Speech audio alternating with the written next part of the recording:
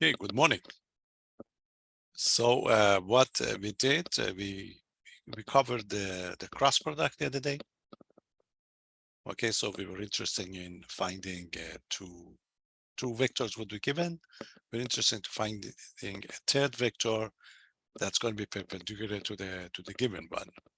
So the answer was A cross B, the cross product. We introduced the cross product as a vector, and in order to find it, we're just using the determinant of a 3x3 matrix like this one that we got over here. Okay. And from a geometry point of view, this is the last example that I did. From the geometry point of view, the norm of the A cross B is going to be the area of a parallelogram that can be formed by using those two vectors at adjacent sides. And then we usually use it in order to find the area of a triangle. And this is the one that I did the other day.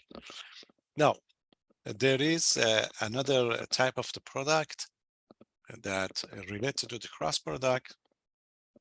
And there is one argument in future that we're going to use this one. So I'm going to introduce it for the time being. We're not going to do much about it. So just knowing it and be able to evaluate it would be enough for us, okay? There's only one geometric interpretation. Some people like it. Otherwise, you are not going to see it for a while, okay? So let's do that one too.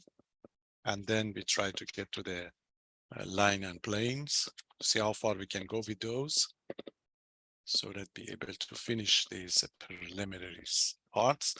I've already posted the practice quiz and also the solution. If I get time, I'll go through some of them. Okay, they are very easy. They're just formulas and nothing is confusing at the moment, really. So we have to finish this as quickly as possible, be able to get to the main part. Okay, but we go on. So this is called a scalar triple product. There is one concept in application in this course and in physics that you use this type of product. So that's why we have to explain it. So that's going to be a scalar triple product. Triple product. This is the one. So what's a scalar triple product? The three vectors would be given to, then you can introduce this product. So if three vectors, if the vectors A, B, and C are going to be given, or given vectors are given, then the triple product, then the number, if you like. The triple product is a number. And the number, you see that's a number. A dot B cross C. So you know that B cross C is a vector. Is a vector, then A is a vector, then you have a dot product. So the dot product would be a number. And so this A dot B cross C is called the triple product, a scalar triple product. A scalar because the result is a number. So this is going to be called, okay, it's called the scalar, it's called the scalar triple product.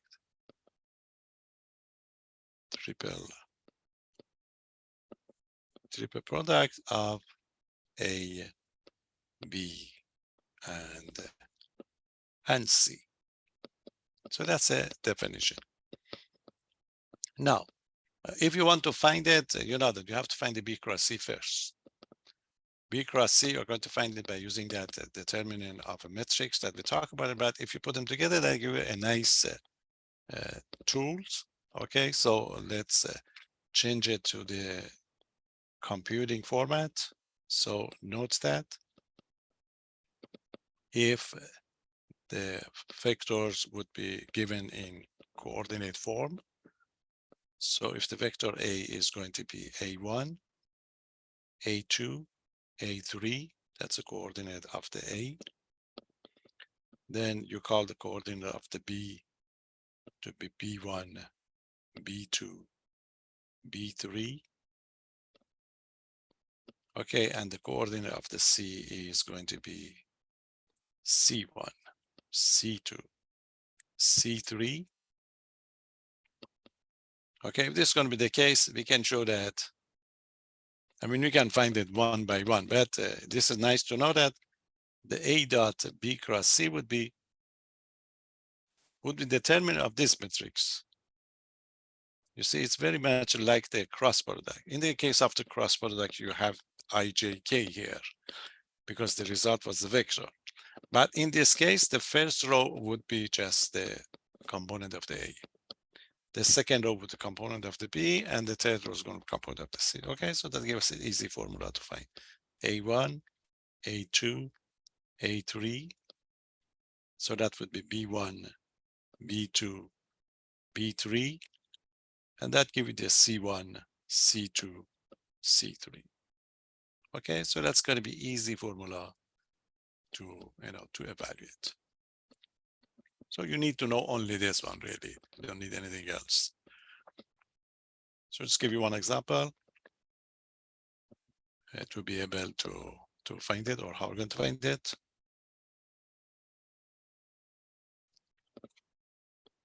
Okay, so simply find A dot B cross C for the following vector. When the vectors are A is equal to, is given to in IJK form, 3I minus 2J. Okay, 2J minus 5K, that's the A. And the vector B is I plus 4J minus 4K. And the vector C is going to be 3J plus 2K. And you want to find the dot product. If you like algebra, you can consider it as is and just multiply them together using those IJK cycle that I talked about the other day. But the easiest one really is just the matrix. Okay, so simply the solution is going to be, that's it, matrix for A dot B cross C. You get the determinant of this matrix. You go with the component of the A first, that's a 3, -1, -5. For the B, we get the 1, 4, -4. And for the C, we get, there is no I here. So the component of the I would be 0. The first component would be 0. That's a 3 and the 2. That's it. So simplifying the determinant, remember, we extended over the first row. So it's going to be 3 here, 3 times. We are going to delete the first row, first column. So the matrix is 4, -4, 3, 2, determinant, cross multiply. So 4 times 2, 8, minus -4 times 3 would be -12. There is a negative here. Make it to the positive 12. For the next component is always minus. The number is a -1 times. You are going to delete the first row, second column. So the matrix is 1, -4, 0, 2, cross multiply. 1 times 2 is 2, minus -4 times 0 is 0. Okay, that's the next one. And the last one is going to be plus -5, which is a -5 times. Eliminate the first row, the third column, matrix 1, 4, 0, 3, cross multiply 1 times 3 minus 4 times 0 is going to be 3 minus 0. Okay, so this is going to be 3 times 20. And this is going to be just a 2. Okay, negative would be positive. Just give me a positive 2, and that give you minus 15. So we get a 60 plus 2 minus 15. 45. Okay. So that gives you 60. So that would be for the, I missed some, did I miss anything here? Is oh, I that believe was the A2 is supposed to be -2. oh, that's a -2. I just used the one over here, yeah. So let's see what we can do. We can drop these two. That would be better. Okay, because otherwise I have to change everything. So suppose it's 3i minus j. Okay, because previously I did. So that's going to be 47, yes? So the A dot B cross C is going to be 47. It's just a number. Then we get to the function part in future. This would have a different interpretation that we're going to use it. Okay, then, you know, you can play with this one using different properties, but it's not going to be a big deal. So we're not going to use it. We are not going to be interested in algebraic properties of this. So that would be fine, really, to get through it.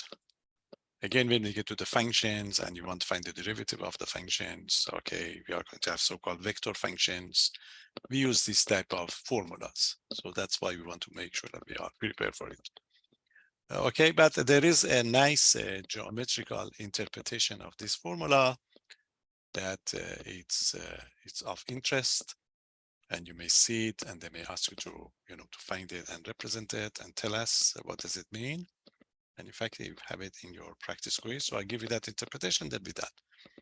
Okay, now remember for the cross product, the interpretation of the cross product in geometry was that the area of the parallelogram.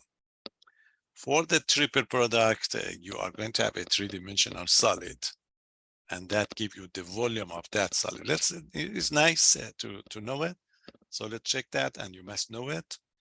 Okay, before, you know, you're not going to use it, but you must know it for solving your problems. So let's get this geometrical interpretation to see what shape do we have. So geometry of this formula. Okay, so what's going to be geometrical interpretation or property of a scalar product? Okay, a scalar triple product.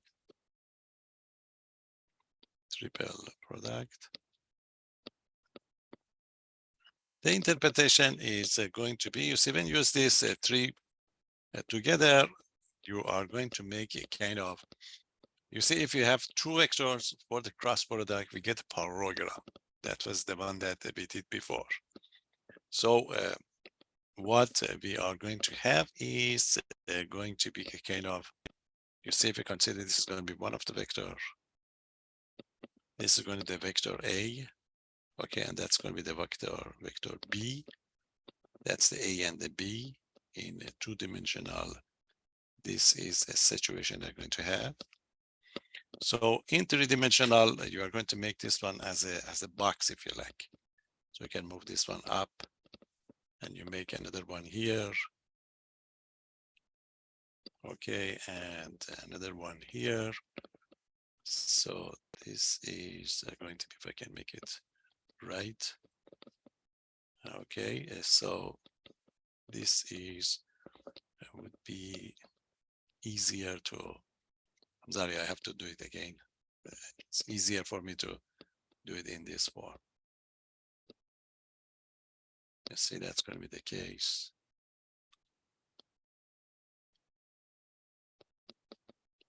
Okay, and these are going to be the case that I have. It's a kind of a three-dimensional case. So if you consider this one now, this is going to be a vector. The base is going to be parallelogram. So that's going to be the A, and this is going to be the B. Okay, and this is going to be the C that I have. Okay, so it's going to be A, B, C. This solid, if you like, we're going to call it, okay, they call it parallel. I make sure to get that name right. Okay, it's going to be, I think this is the way we call it, parallel piped. Okay, parallel piped P, they call it. Okay, so it's going to be the cross section in 2-dimensional is going to be just parallelogram. And you have these adjacent vectors, A and the B, and you have, and you can consider the other one to be, okay, to be the third one. Okay. Yes, then we get that one too. So this is going to be the case. So we have the, no, C is not going to be parallel. C is not going to be perpendicular to the A cross B. Okay. This is just 3. It's not perpendicular. It is 3 vectors, random one. We have the 3 vectors. Okay. And in that case, so we can consider the parallel pipe in the 3-dimensional. So what we are going to claim is that if you consider A dot B cross A dot B cross C, that gives the volume of this parallelogram or parallel pipe. See what's going to be the volume. If you want to find the volume of this solid, the volume is equal to what? Is equal to the area of a base. Okay, that's it. The area times what? Times height. Height. Okay, that's going to be the case. So you know that the area of the cross section, here you have a parallelogram. A and the B are 2 adjacent vectors. So this area is, according to what we did the other day, is A cross B. Okay, that's going to be A cross B. So you have to find the height, H if you like. So what's going to be the height this time? The height is going to be, you see, this is going to be, for example, if you get it's going to be over here to get that, okay, to get that vertical line that you have to find. So you know this is the fact that we're going to use. You know that this vector is going to be what you want it to be. If you get A cross B, okay. So this is going to be the height. I'm going to consider it. So this is going to be the, okay, consider this one to be height. So I'm going to find it. So in order to find it, what I'm going to do is like you have a right triangle here, if you like. Okay, I have a right triangle, then the H is going to be this one that I want to find it. So a kind of consider the angle. If I get the angle over here, so H is going to be the opposite adjacent side. So I'm going to use the cosine.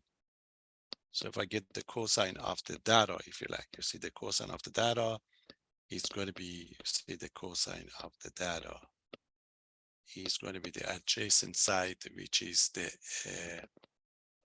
okay, adjacent side is going to be the H that I'm going to be interested in. Okay, divided by what?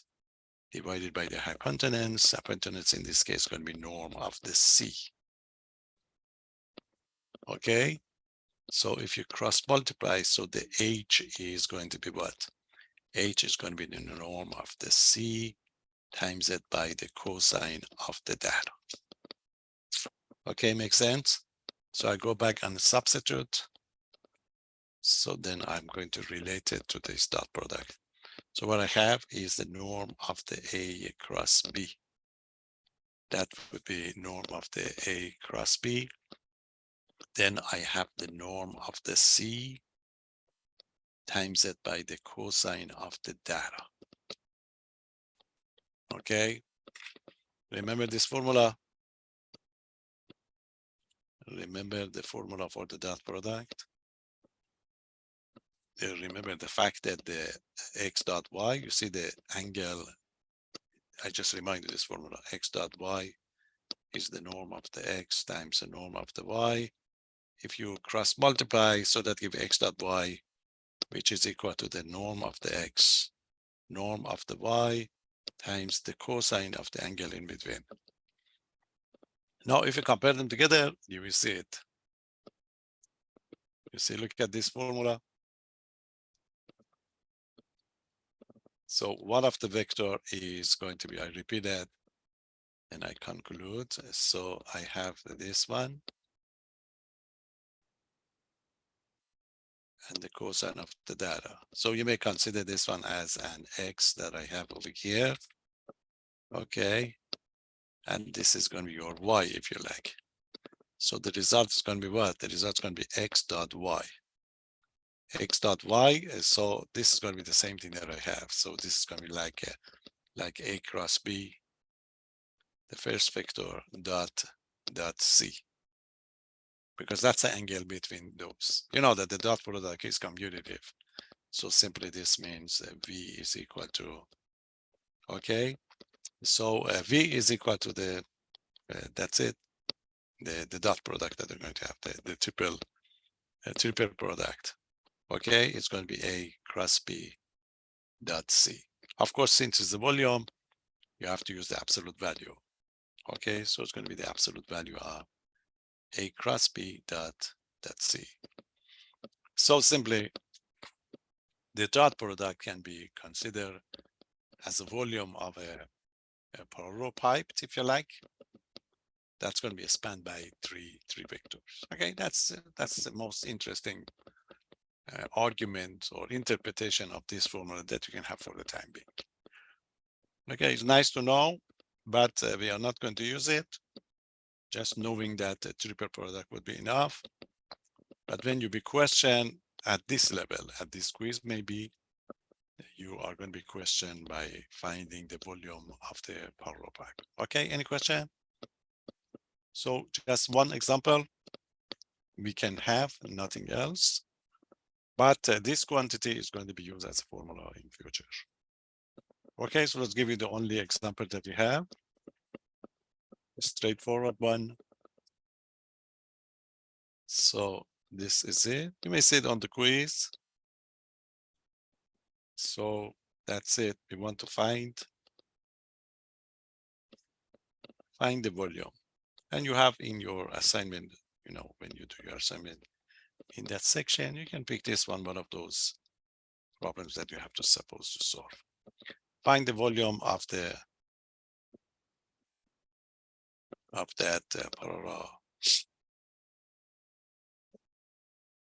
parallel pipe. Okay, is spanned by the following vector, by the vectors. 3 vectors are given, and this is it. Vector u is 1, 4, 5. Vector v is -2, -1, 2. And the vector w is 0, 0, 6. Any question? Are you done with this page? Anybody wants to, you know, somebody ask if you want to just what they ask for, what they want, which page they want. Okay. Last page for the, okay, that's the one. And this is the one if you haven't, somebody else for this page.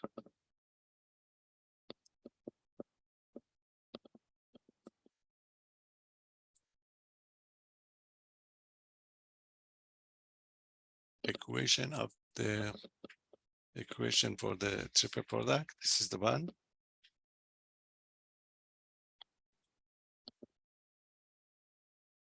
That is the triple product. Okay, then I know I post this one as well, you see.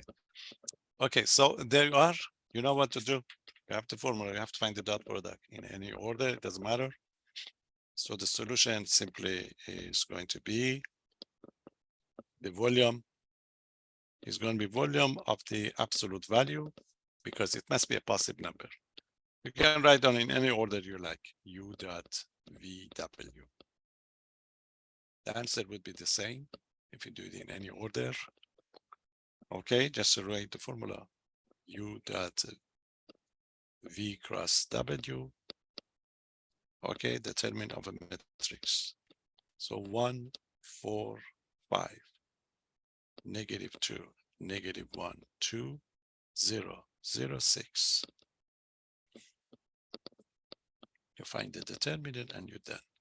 So it's equal to the first row is going to be 1 times, eliminate the first, delete the first row, first column, matrix, -1, 2, 0, 6, -1 times 6, -6, minus 2 times 0, 0. And done. Okay, minus the second component that we have is we go with the 4. Okay, 4 times it by. Okay, you go for the, yeah, we can use the last row as well. Yeah, it doesn't matter. You can use the last row, get the result. You know, I just go with the standard one. So this is going to be the case. So -2 times 6, -12, minus 0. And the last one is going to be +5. Yes, the last row got more zeros. You get use it right away. Okay, so that give you -2, 0, minus 0. So basically, this is going to be a -6 here. And that's going to be a +48. And the last one is a 0. So the answer would be 42. So the volume is 42, you know, whatever unit it is going to be squared. So it's not a big deal, but just to let you know that if you see it, this is the way you're going to do it. Any question? From time to time, there is one point that you have to consider in when you do the problems. You see what would happen if this triple product happened to be equal to 0? What can you tell us about these vectors? If the scalar triple product is 0, what can you tell us about the vectors? Vectors are parallel. No, something else. A minimum of 2. 2 are parallel. That's going to be, remember, this is a 3-dimensional, you know, object. Is a 3-dimensional object. If the volume happen to be 0, this means you don't have a 3-dimensional object. So when you have you don't have a 3-dimensional object, so this means it's flat. Okay, when it's going to be flat, this means these 3 vectors are going to be in the same plane. Okay, when the volume is equal to 0, it would be end up with a parallelogram, if you like.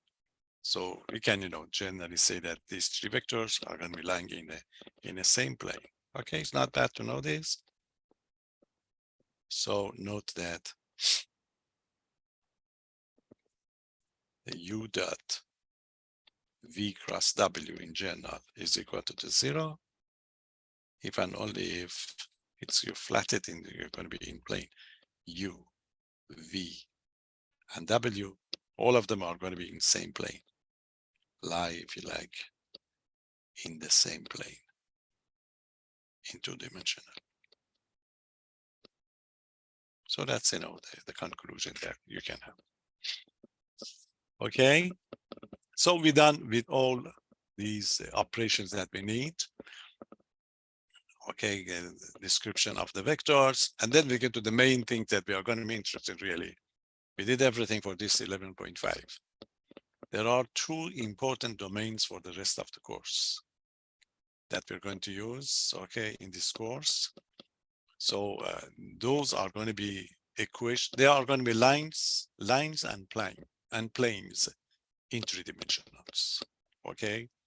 So in, you know, when it's flat, you talk about the equation of the line. In order to write the equation of the line, you go for the slope, different problems that you have.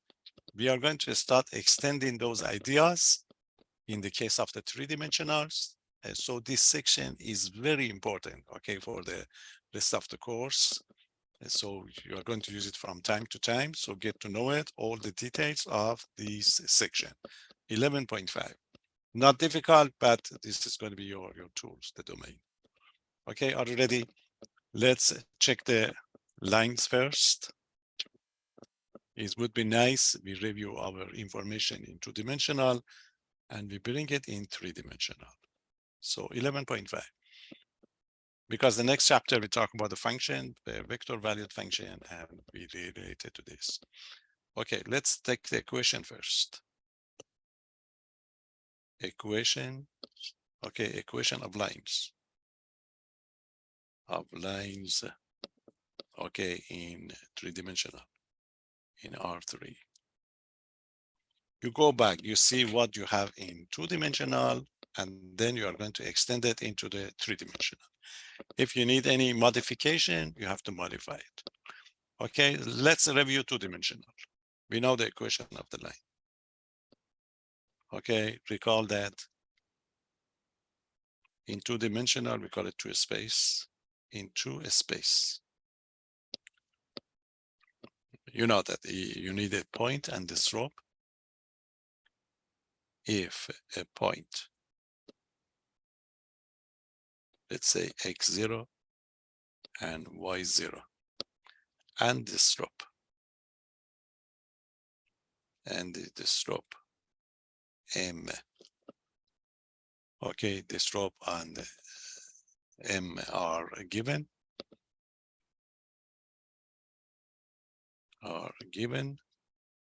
then we have the line. Okay, what do you have? Y minus y0 equal to the m. M is x minus x0 is going to be the equation of the line. Is going to be the equation.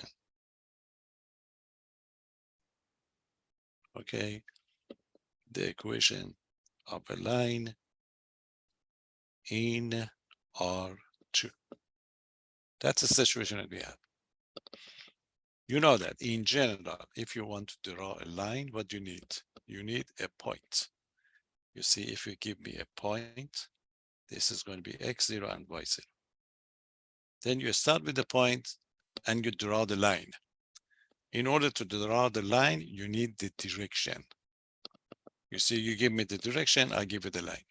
So the direction in two-dimensional is going to be just the slope that you have. You see, that's going to be a direction that you have. So you need the line and the direction in two-dimensional. So this is going to be in R2. So what we can do is we can do the similar one in R3. So how are we going to do it in R3? You see, in R3. In R3, again, we need the point. So the point must be given. So we start with the point. This is going to be the point, but it's going to be x0, y0, z0. Three-dimensional. This is the point. Then we need the direction. Okay, we need the direction. So if we have the direction, okay, if we have the direction, this is going to be our direction, okay, that we have. So this is going to be the line that we have, okay. But the problem is going to be that direction that we create over here. In the two-dimensional, that direction would be identified by the slope that we have. In three-dimensional, we don't have the slope. So you have to tell us in direction of what? Direction of the what? You give me the direction. You say, I want it to be in the direction of this vector. Okay, so you have to give me a vector. If you have the vector, the coordinate A, B, C, it's the one we call it a directional vector. Directional vector. So if we have a directional vector and the point, we can do it for you. Okay, I start with the P and I get in the direction of the V. In the direction of the V means your vector is going to be parallel to what?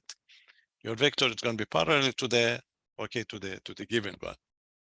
So what is going to be the equation of the line now? In order to get the equation of the line is, what I'm going to do is exactly as you did in two-dimensional. I pick another point here.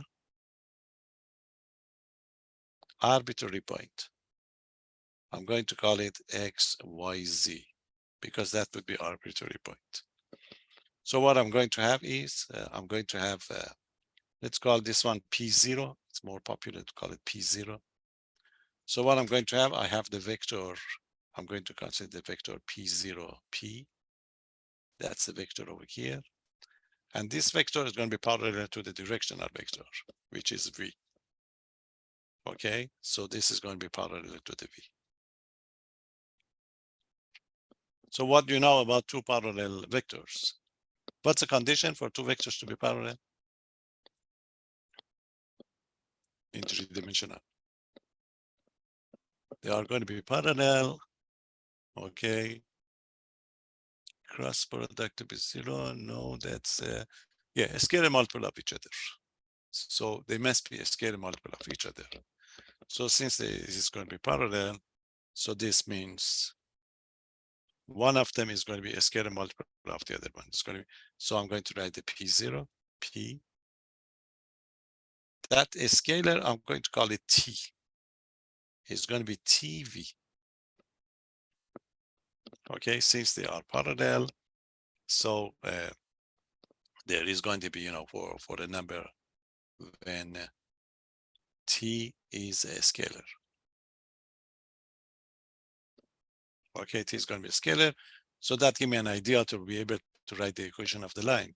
So write this vector in component form. Remember the component form of this one is what? The component form is the difference between the X, this is it. P0 is X0, Y0, Z0, and that's the X. So the X component would be X minus X0. Y component would be Y minus Y0. And that gives you Z minus Z0. That's for this, the first vector. The other one is, this is T times. And the directional vector is A, B, and C. Okay. If you multiply the T inside, so that give you, T is a number, remember, TA, TB, TC. So these two vectors are going to be the same. The two vectors are going to be the same if their corresponding components are the same. So if we let the component to be equal to each other, you see. So what are we going to get now? If you put them to be equal to each other, the first one would be X minus X0 is equal to the TA. Okay, that's going to be the one. The next one is Y minus Y0 is equal to the TB. Z minus Z0 would be equal to the TC. Okay, that's one. So the way we are going to write it down, just solve for X, Y, Z. So the first one would be X equal to the, X equal to the X0 plus AT. The second one would be Y0 plus BT. And the third one would be C0 plus CT. Okay, these three equations is going to be called parametric equation of the line. And you must know them by name and by the expression they're going to have. Okay, so a star is going to be called, the parametric. I'm going to use this expression quite a lot. Parametric equations of the line. Okay, of the line, like in two-dimensional, through the point. Okay, through the point P0, which is equal to the X0, they are a standard notation, X0, Y0, Z0. And in the direction, or they say and parallel, both of them could be the same. And parallel to the vector, parallel to the vector, parallel to the vector V, which is equal to the A, B, C. See, this is how we generalize it. You know that T is free. If you change the t, you get a collection of points, and the line is a collection of points. So t is free, that's why we call it a parameter. T is going to be free, which, we change the t, then as you change the t, you are going to have a collection of points. So that directional vector would be given to you, and the point, you quickly write this parametric equation of the line for us. Okay, so this is one version. Give you one example. Get to know this expression. Any question? This is a standard. From now on, we are going to use it. A, B, C we use for the directional vector. X0, Y0, Z0, using for the point. So the only problem, or the first one that we can do, is like a two-dimensional. The slope and the point was given. In this case, the point and the vector would be given. So this is it. Example. We wanted to find the parametric.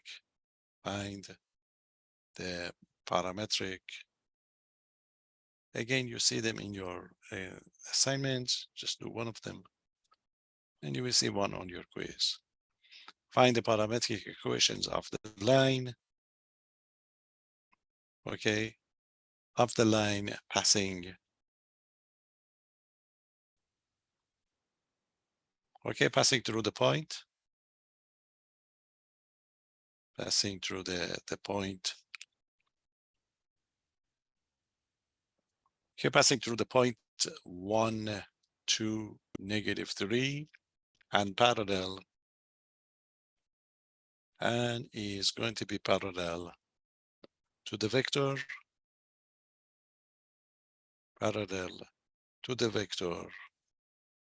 v, which is equal to the 4i plus 5j minus 7k.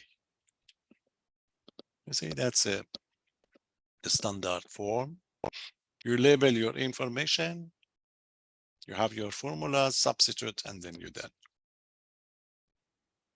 Okay, already solution.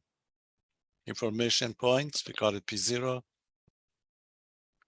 So the point is going to be, that's it. You have a 1, 2, -3. So quickly that would give you X0, Y0, Z0. Just do it right away, but I just give you this information. You have identified the directional vector. Directional vector is going to be 4, 5, and -7. So the components are A, B, C. So write your parametric equation now. Here you are, X is X0 plus AT. So the X0 is 1, A is 4 plus 4T. That's the X. Y, Y0 plus BT. Y0 is 2, B is 5, 5T. Z, Z0 plus CT. And the Z0 is a -3 minus 7T, and then you're done. Okay, this is going to be one format. Any question? Now, for the future application that we're going to use, okay, we use this one quite a lot in future. We usually use parametric form. There is another form, some people, they lack it, and in your book would be given. We call it symmetric form. So let's get that one too, and then we do more example. What is symmetric equations if they ask you for the symmetric? So they usually ask for both of them, especially in this quiz, But in future, only parametric one. We do the parametric version for everything in this course when we get to the chapter 15. So what is symmetric form? Symmetric equations. Symmetric equations of a line. You see, symmetric equation is, you see these equations here? You can solve it for t. If you solve this one by t, that gives you x minus x0 divided by a. This gives you y minus y0 over b. This would be z minus 0 over c, but they are all the same. When you write it down as a single identity, they call it symmetric, okay, symmetric equation. So not a big deal. That's it. So suppose you have to find that parametric part first. Suppose this is it. This is given x equal to the x0 plus 80, y equal to y0 plus bt, and z equal to z0 plus ct. Okay, our parametric are going to be parametric equations of a line. Equations of a line.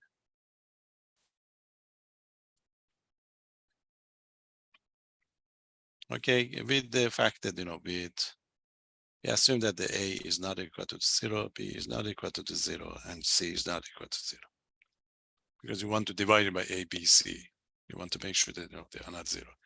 If this is going to be the case, then this is what we have. Then, as I talk about it, this is x equal to the x0 plus at. So for t, so that gives you t equal to the x minus x0 over a. Similarly, y equal to the y0 plus bt. So that gives you t equal to the y minus y0 over b, and the z equal to the z0 plus ct. So t would be z minus z0 over c. Put them all together. They are all t, so they are going to be equal to each other. So they write x minus x0 over a, y minus y0 over b, z minus z0 over c. This is called symmetric equation of the line. So they usually ask for both of them, but the first one is the one that we are going to use in future. So is called, so star is called, okay, called symmetric. Okay, symmetric equations of a line. Okay, again, of a line at the point, these symbols are, the order is important. Okay, symmetric equation of a line through the point. Okay, through the point x0, y0, z0, and in the direction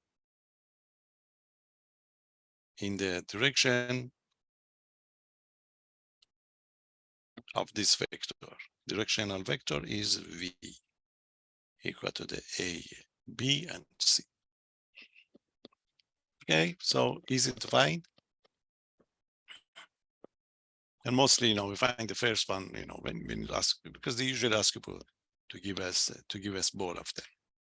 So we have to check it on your, on this quiz and make sure you remember this formula. The interesting one is going to be just some comparison. If you go to the calculus, if you go to the two-dimensional, we did have some nice problems when we learned the equation of the line. Do you remember one of them was 2 points were given and we were asked to find the equation of a line passing through 2 points. Remember this one in two-dimensional. So how are we going to do it in three-dimensional? This is the only interesting problem that we have. Okay, are you done with this one? So very standard but useful for future. So if you want a nice problem is this. So pay attention on this one. We see it from time to time at this level only, not in future really. But the expression is important that we do it.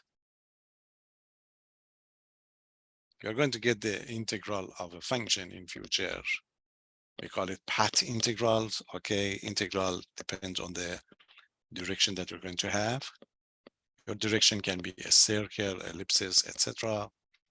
Then you are going to set up these parametric equations. So this is just for the line. So that's why just getting to know it. So this is, kind of most interesting problems that we have. Let's see what's going to be the extension of this formula from 2-dimensional to the 3-dimensional. Find the parametric.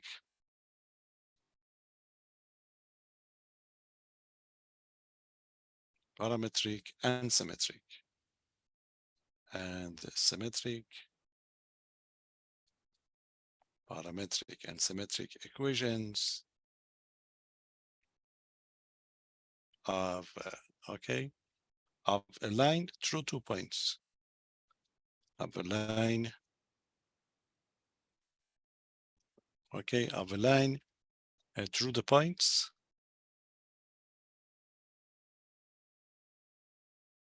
Two points given. Okay, the points are 6, 1, -3. That's the first point.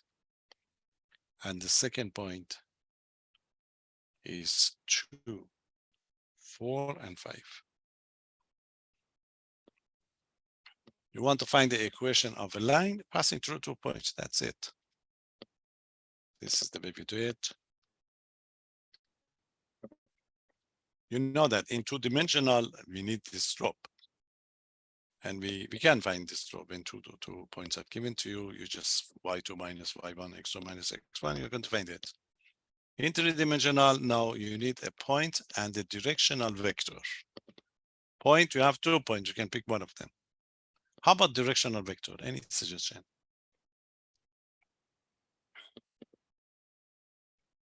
Can you create a vector, a directional vector, to be able to do it? And that's 2 points of your line. That's given. Any suggestion? What are going to consider as a V? Could we subtract both points? That's it. Yes, excellent. It's 2 points. You consider the lines passing through these 2 points.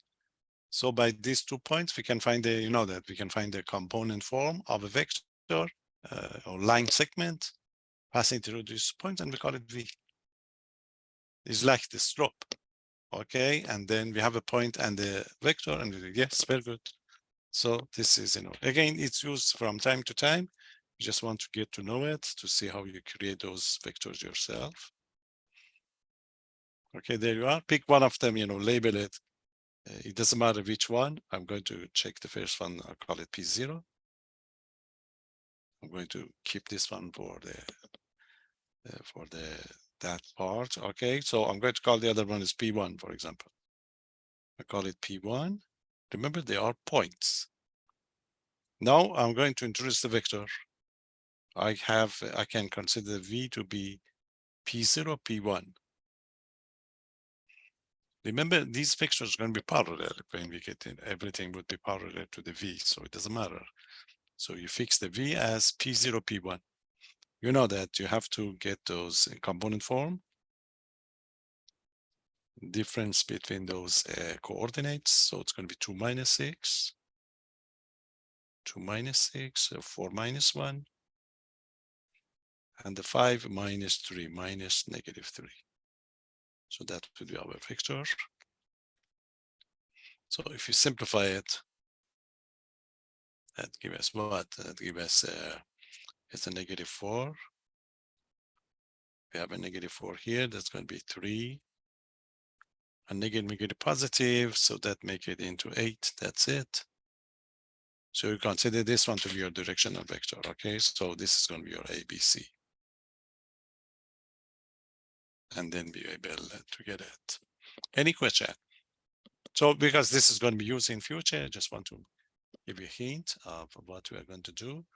And so there you are, and this is it. I just said repeat the P0, and then you just write the equation. The P0 is going to be 6, 1, and -3. So I consider this one to be my x0, y0, and z0. So we write the equations. Okay, so x is x0 plus 80 Okay, and x0 is 6, and the a is -4. So that's the first part. And the second part, y equal to the y0 plus bt. And the y0 is 1, and the b is 3t. And the c is equal to the z0 plus ct. And the z0 is -3, and the c is 8. So that could be 80. Okay, so that would be your parametric equation, and quickly you can find those. So that's a parametric equation. Parametric equations.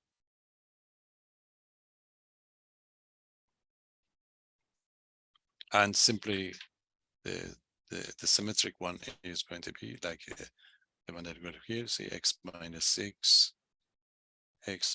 6 divided by -4 equal to the next one, y minus 1 divided by 3, and the last one, z plus 3 divided by 8. So this is going to be symmetric equations. Okay, symmetric equations. And you're done. Okay, so this is just get to know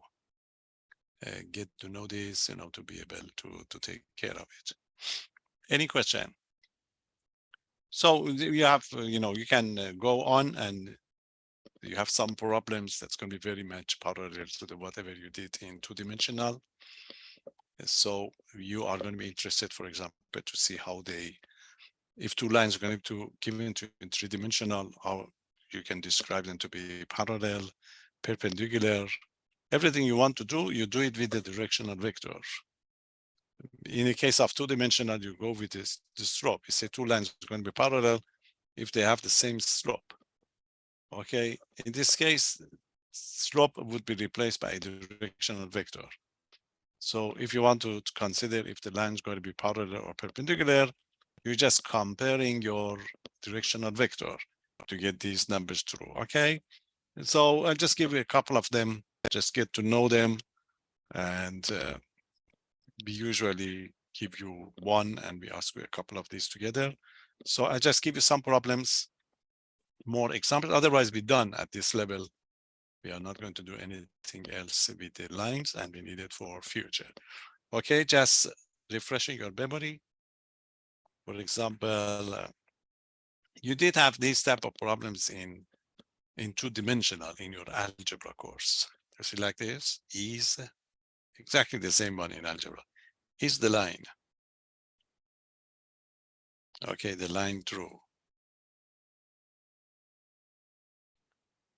the points 4, 1, -1, and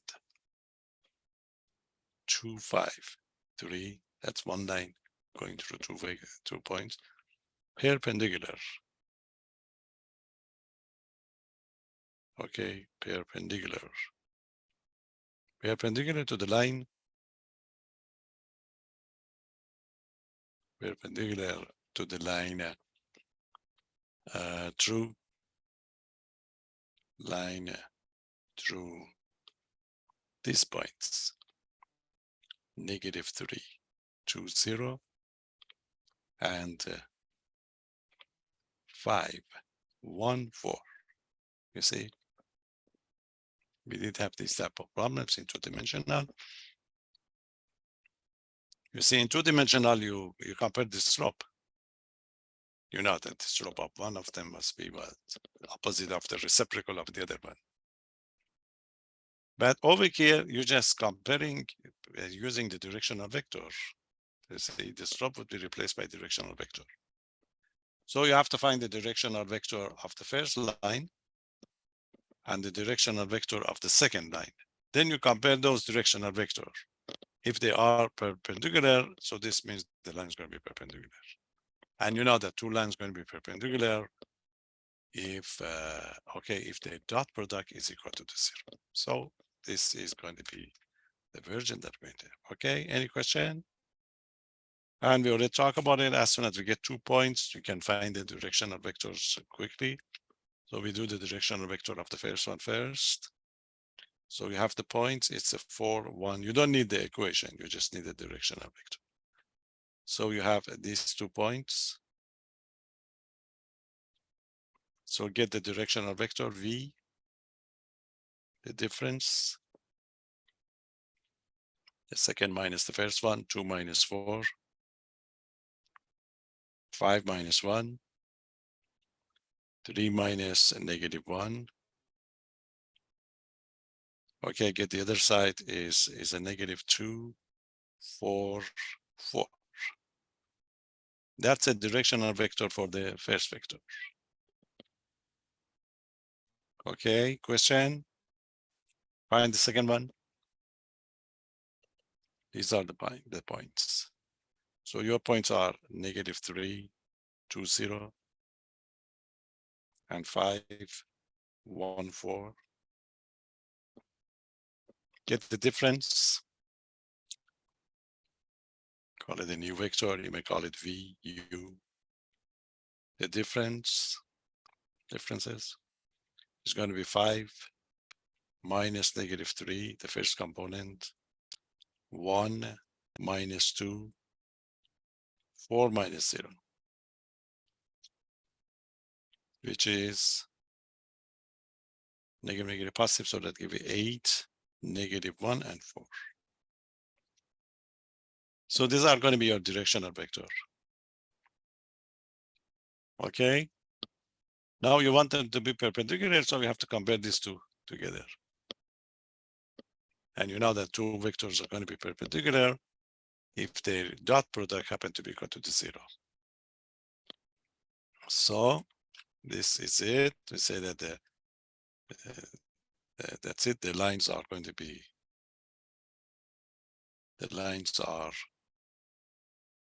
perpendicular, just for your information. Perpendicular if the dot product u dot v is equal to the 0. Okay, now find the dot product. If it is 0, the answer is yes. Otherwise, the answer is no. Dot product u dot v is equal to, remember, this is going to be your, write it down so that you know it, but you can do it right away. 8, -1, 4 dot -2, 4, 4. And the dot product, you multiply the components, -8 times -2 plus -1 times 4 and plus 4 times 4. So that gives you a -16 minus 4 and the positive 16. So the answer would be -4, it's not 0. So the answer would be no. The lines are not, okay. Oh, the lines, okay, are not orthogonal.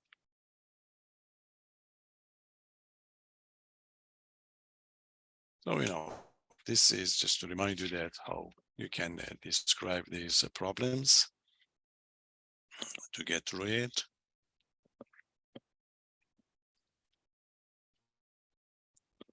Okay, any question? So just forming it, we can't do anything else at the moment. There is numbers. There is one more problem that you have to know it because we're going to use it. How are we going to find the intersection of 2 lines? You see, you know that in 2-dimensional, so what we do, we put them into the system of the equation, we solve it to get these numbers. In 3-dimensional, the equations are going to be parametric equations. So you can do the same thing, but you have to do it with these components that we're going to have. Okay, so let me just show you how we're going to do it because this is going to be used. And in your book, they like it very much. They talk about quite a lot. So just know one of them to be able to find it. Really, that would be enough for us. It's not going to be a big deal.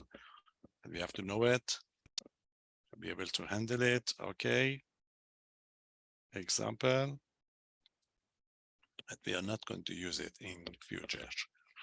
Okay, so that's it for those collection of the problem in your book. Determine, okay, if the line, if the lines intersect.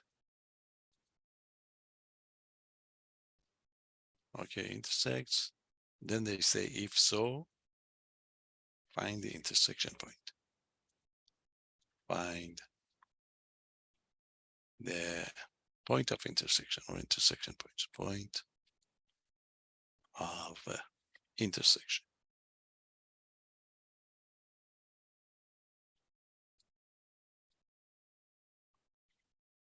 Okay, because in three-dimensional, the lines can be parallel, okay?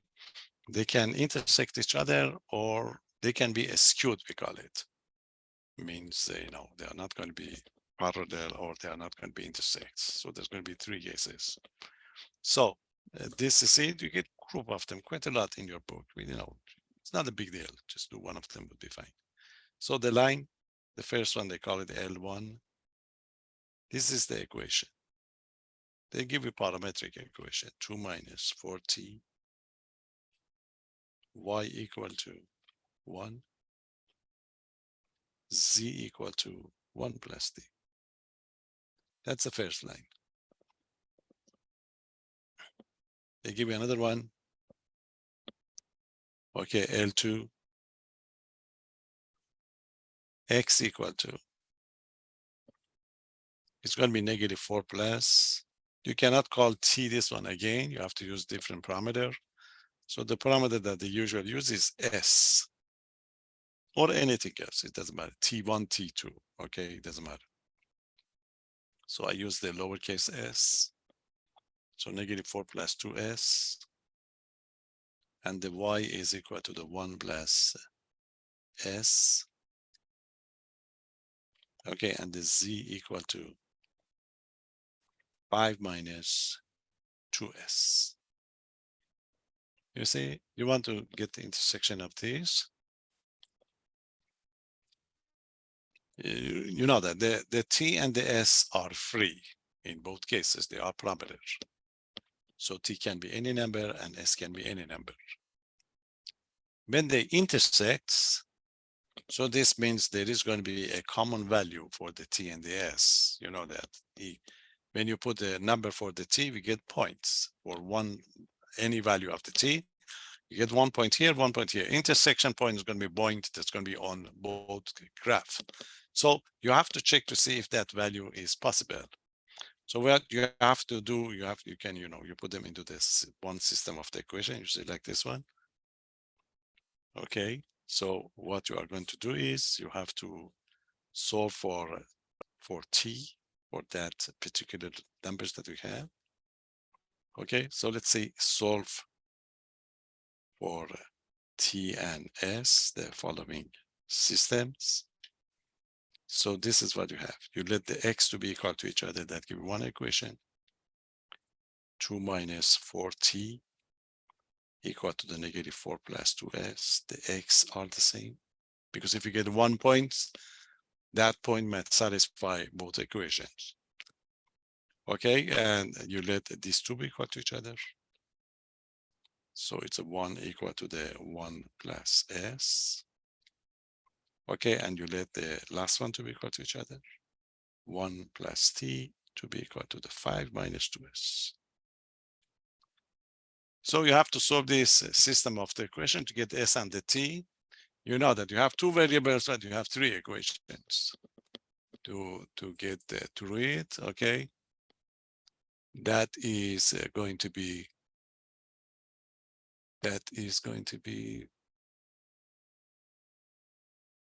no.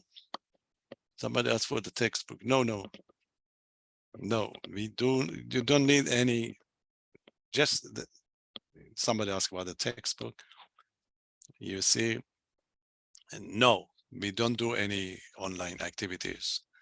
Some other groups, they use different methods, okay? So they may talk about buying 3, 4 times. No, there is only one book for this course, okay? And that's it, no web assign, nothing. We don't use the MATLAB, web assign, nothing. You need just an edition of this book. The easiest way to do it is just going online, buy a previous edition chip, okay, a chip edition, and then you'll be able to go through the assignments. Okay, let's go back to this one. So just take one of these two of these, solve it for S and a T. Then you have to check it if it satisfies the third one. If you can find this value, the lines are going to be intersecting each other. If you cannot find it, the lines are going to be skewed, okay? So pick any two you like. Of course, the first one and the second one is going to be easy, okay? So what I'm going to do, I'm going to use these first two. So I bring it back. It doesn't matter which equation you pick, but of course, pick the easy one. 2 minus 4t equal to the -4 plus 2s. And I pick 1 equal to the 1 plus s, which is very easy. Why? Because from the second one, simply s would be 0. Simplify the top one. Okay, it's going to be -4t minus 2s equal to the -6. The second one simply give me s equal to the 0. So that's it, s equal to the 1 minus 1, which is equal to the 0. So I have s equal to the 0. So I put it in the first one. So s equal to the 0. From the first one, that give me -4t. And the rest is going to be 0, equal to the -6. So that give me what? It's a -4t equal to the -6. So the t would be -6 over -4, which is a 3/2. So the suggestion is that the s equal to the 0, t equal to the 3/2 so far. Okay, from the first one, the second one, you get this number, but you have to check it if it satisfies the third one. If it does, that's a solution. Otherwise, it's not. Okay, you have to check in the third equation, 1 plus t, is it equal to the 5 or minus 2s, which is not going to be true because that gives you 1 plus 3/2 equal to the 5 minus 0, and it's not going to be the case, of course. This is 5/2, and that's a 5. So the answer would be no. If it does, you go back and you substitute, you get 1 point, which is going to be the intersection. Okay, so we say there is no solution over here. The lines are not going to be intersecting. We say that the lines are skewed, we call it. Okay, not intersecting.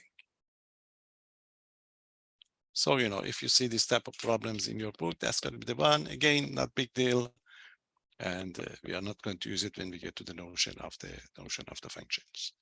So basically know how to write the equation, parametric equation of the line. That would be very important for us, okay, for the future. Okay, so we're done with the lines. So I give you a break. We come back, we do the planes. So we have the lines and the planes together so that we'll be able to finish everything over here. It's just a collection of a couple of more formulas. And then we are done with the domain that we are going to be interested in. Okay, so it's 12. Let's have something like a 10, 12 minutes, then we come back and we do the plane.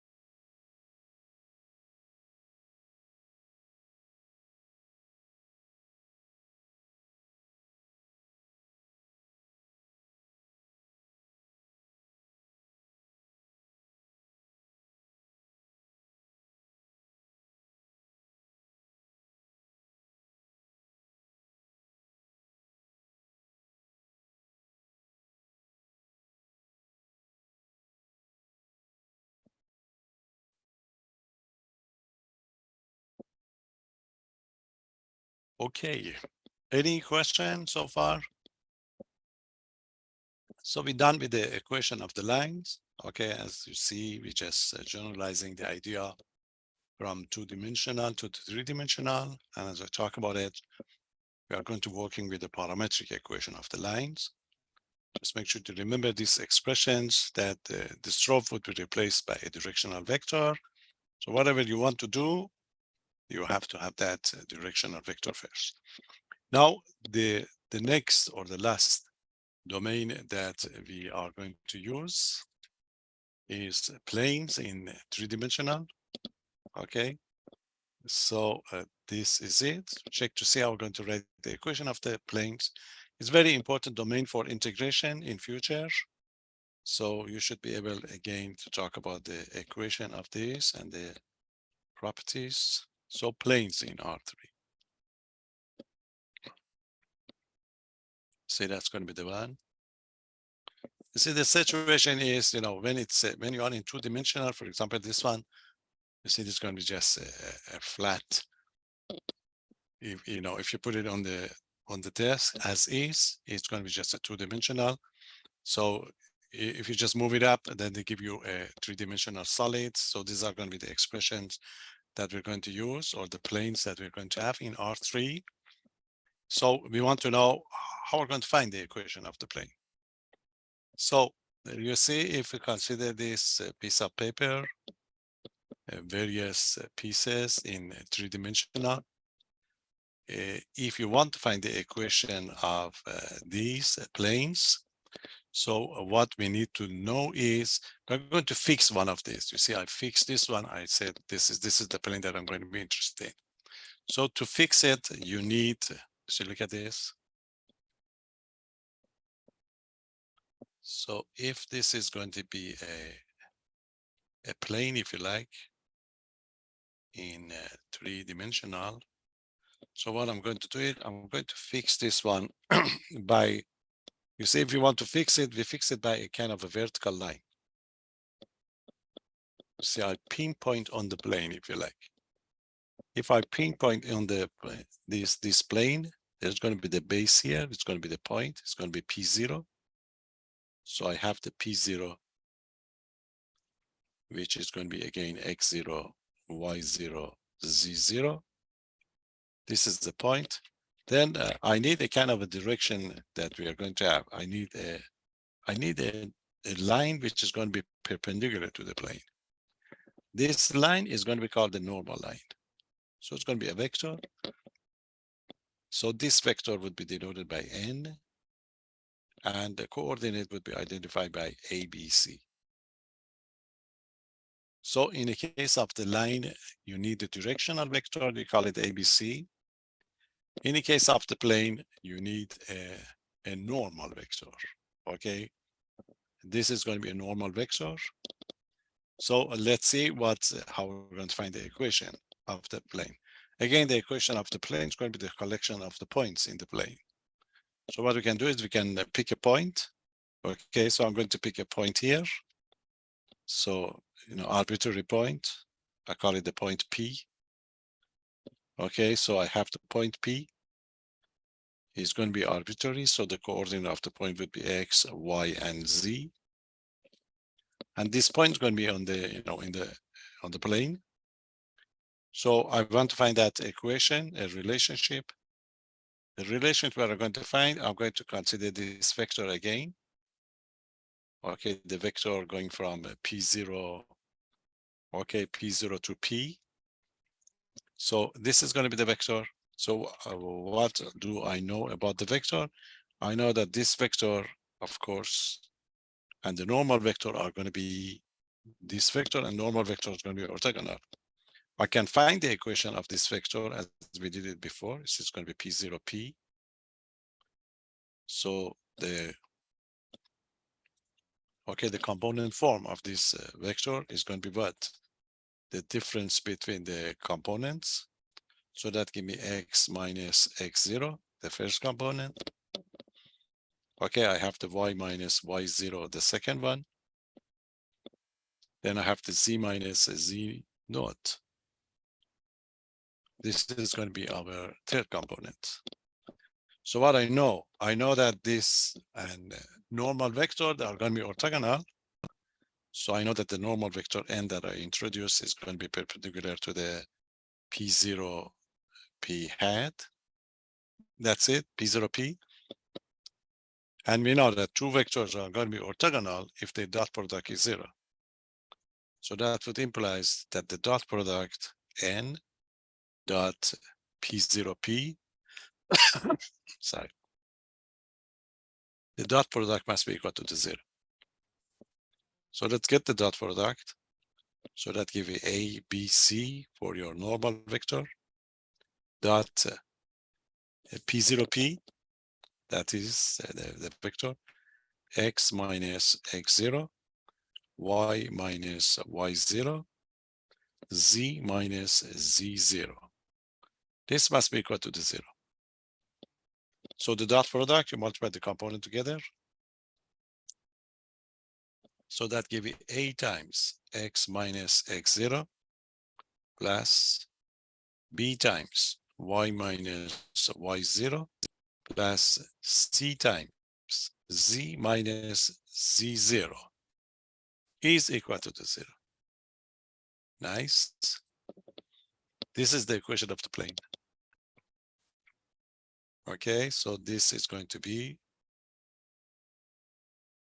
the equation of the plane through the points x0, y0, z0 with the normal vector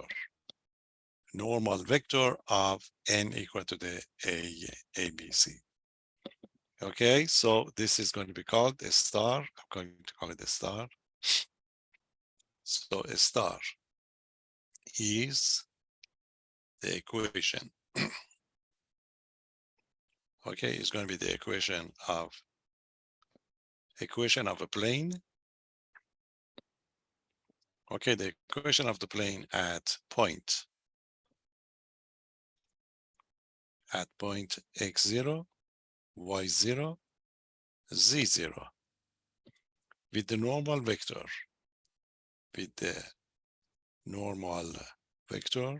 or just normal, with the normal vector n, which is equal to the A, B, C. So you must know the formula and you should be able to recognize it. Okay, in this course, if they give you 2x minus 3y plus 5z equal to 0, quickly you realize that we are talking about the equation of a plane. You see, we can simplify it, and we do it all the time. Okay, when you write it down, you have to simplify it for us.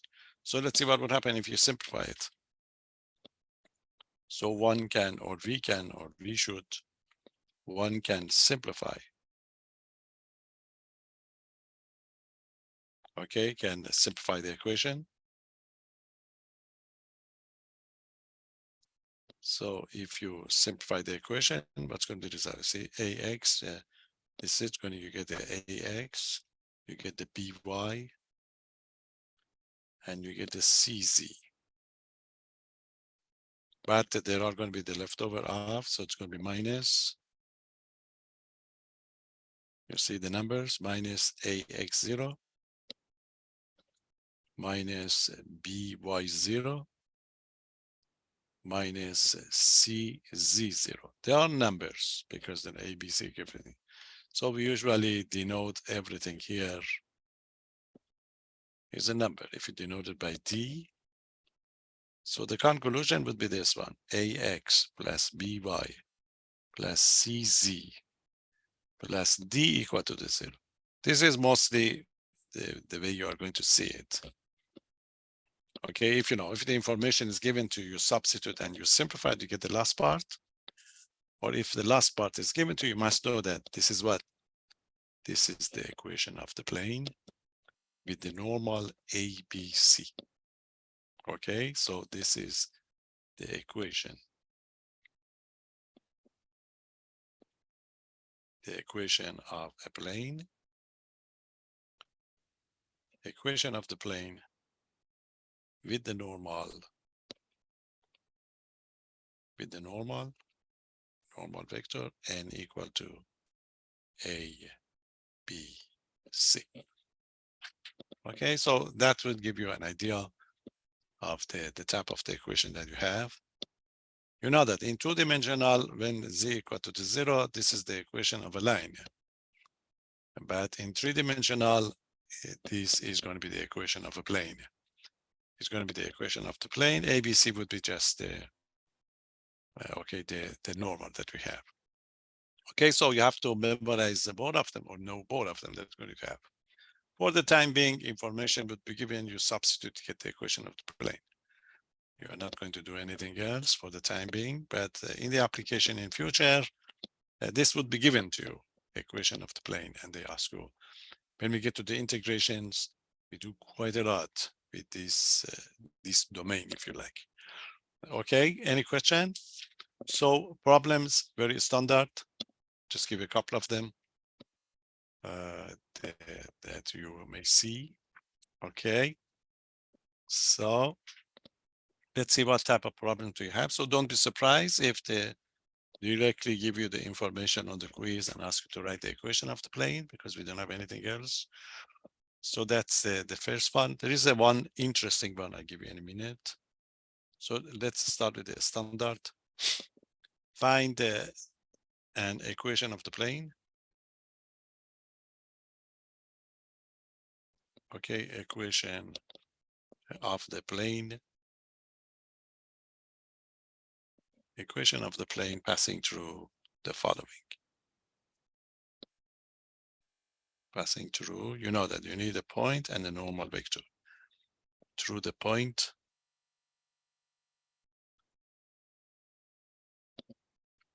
the point is 3, -1, 7, and perpendicular to the vector,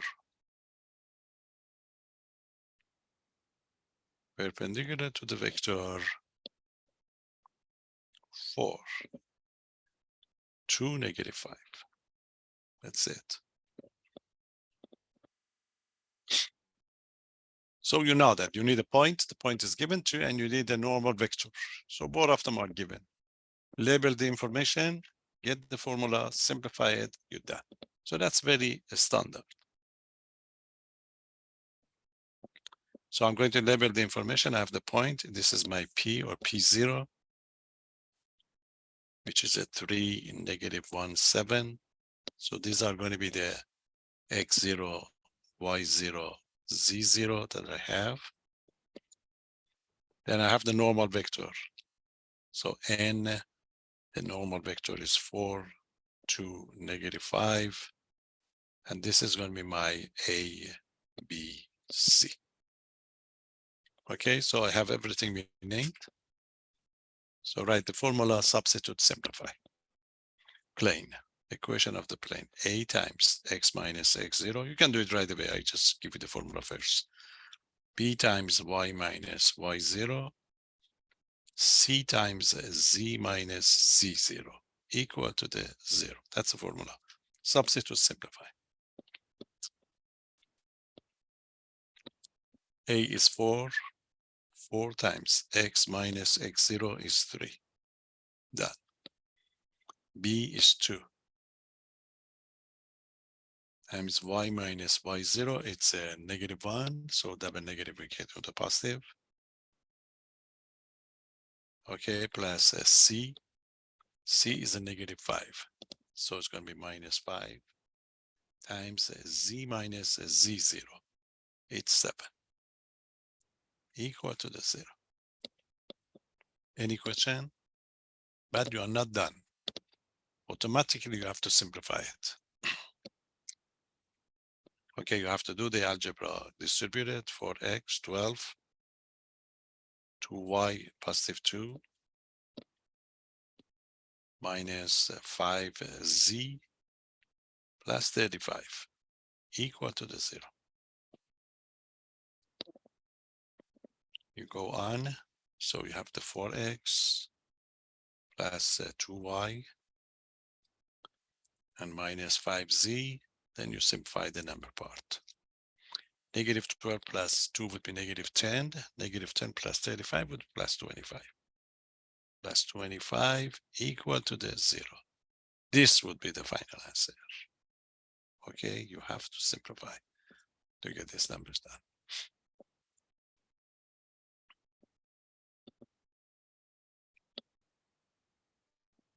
Any question? So you get those numbers and simplify it, you get the result. Let's see.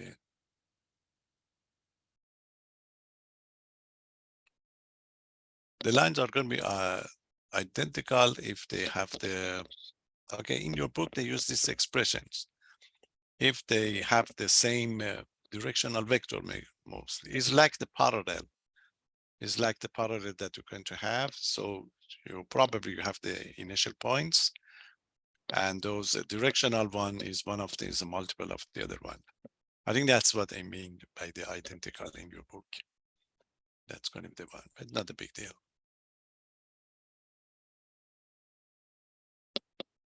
We don't usually move the 25 to the other side. You can do it if you like, but we don't usually do it because that's the standard equation of the, equation of the, but you can do it if you like.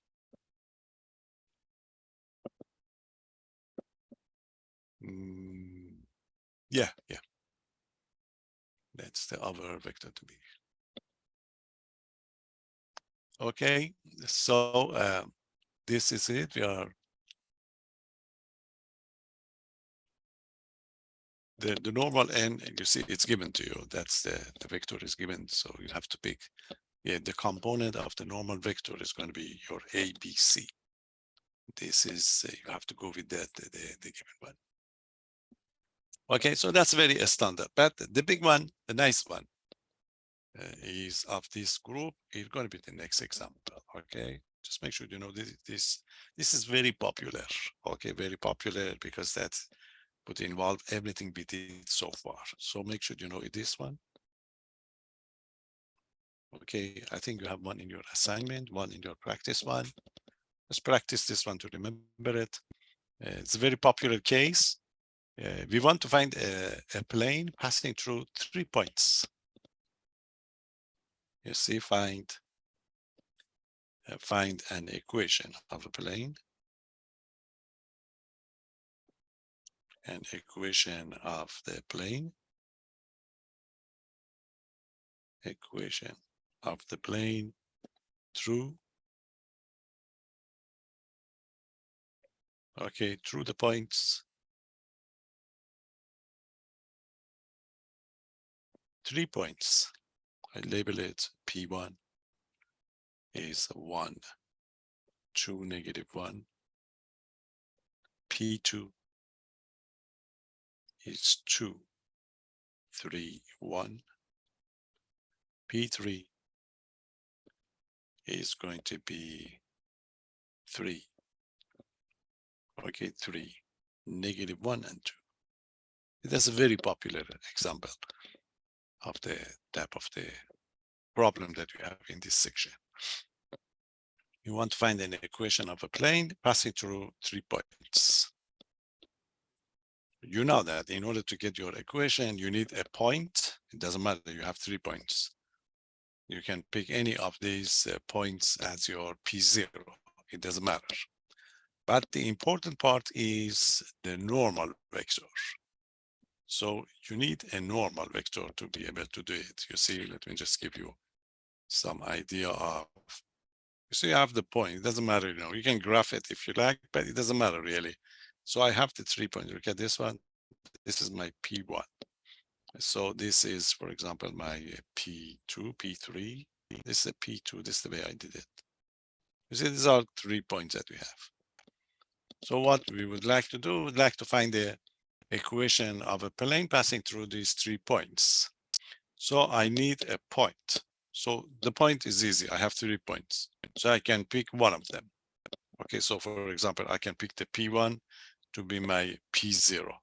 Okay, so I can pick the P1 to be my P0. So this is going to be the 1, 2, and negative 1. This is the one that I'm going to call it x0, y0, and z0. Okay, so what I need is the normal vector.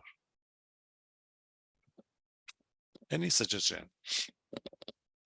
How are we going to make a normal vector? You know that these 3 points would form that plane that you have. Okay, and then the normal vector, you would like to find a vector that's going to be perpendicular to the plane that you're going to make. Okay, perpendicular to that version over there.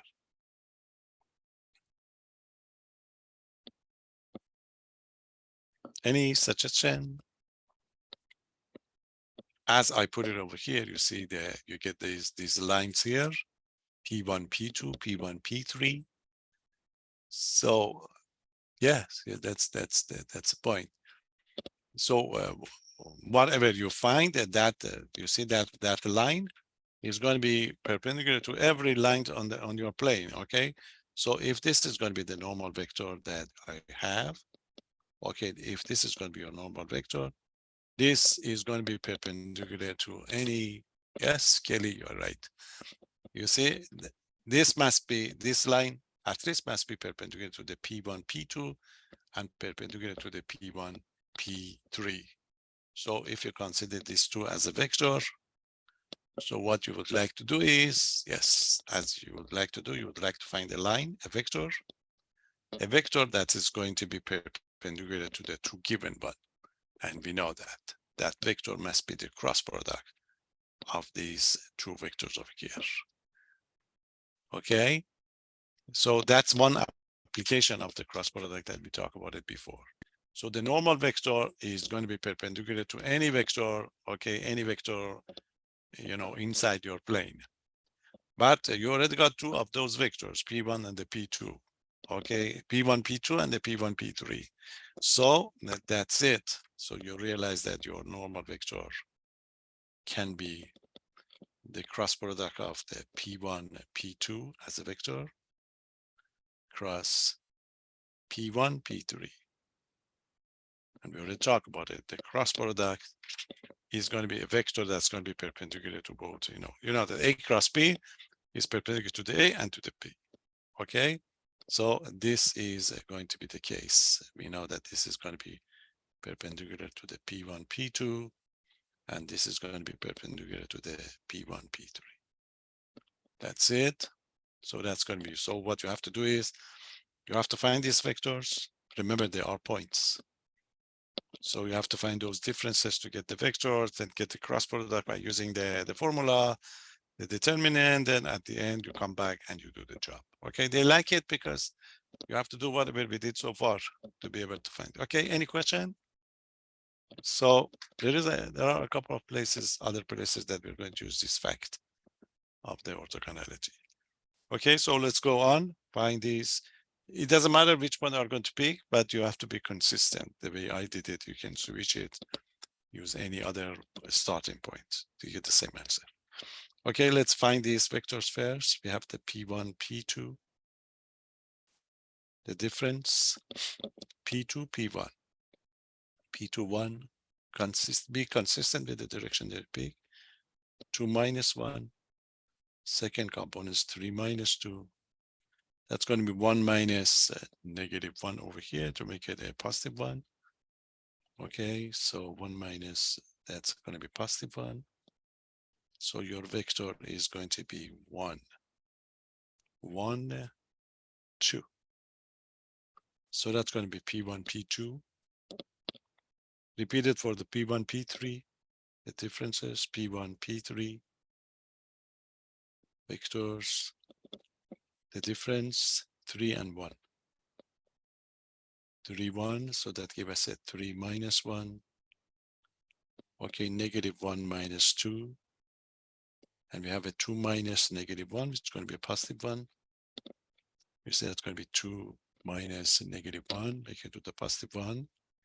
So simplify it. So when you simplify that, give you 2, negative 3, and 3. So these are going to be the two vectors that we have. Then you have to find the cross product. You need the determinant of that matrix that we have, IJK. Okay, are you done? I have to go to the next page to continue. So I'm going to form a matrix. The first row will be ijk, the second row, the second vector, and the third vector.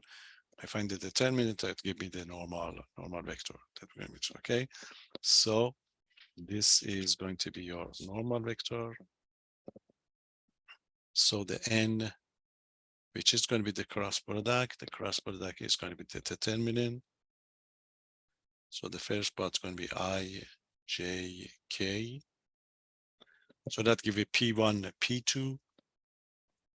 Okay, so the P1, P2 is 1, 1, 2. Then P1, P3, that was a 2, negative 3, 3. Okay, that's a formula for your cross product. So apply the cross product determinant. It's going to be I times, eliminate the first row, first column, the matrix 1, 2, negative 3, 3. So that gives it 3 minus negative 6. So it's going to be a positive 6 here, minus a J times. Okay, so the matrix is going to be 1, 2, 2, 3. 1 times 3 is going to be 3 minus 4. Okay, plus K. Eliminate the first row, last column. So we get a 1, 1, 2, negative 3. Cross multiply, so to give me negative 3 minus 2. Okay, if we simplify it, so n would be, so that gives us 9, 9i. 9i, this is going to be a negative 1, so that gives a positive j. Okay, and that would give me the minus 5k. Okay, so that would be the normal vector that we need. Okay, so it's going to be normal vector. So the normal vector is going to be 9, 1, and negative 5.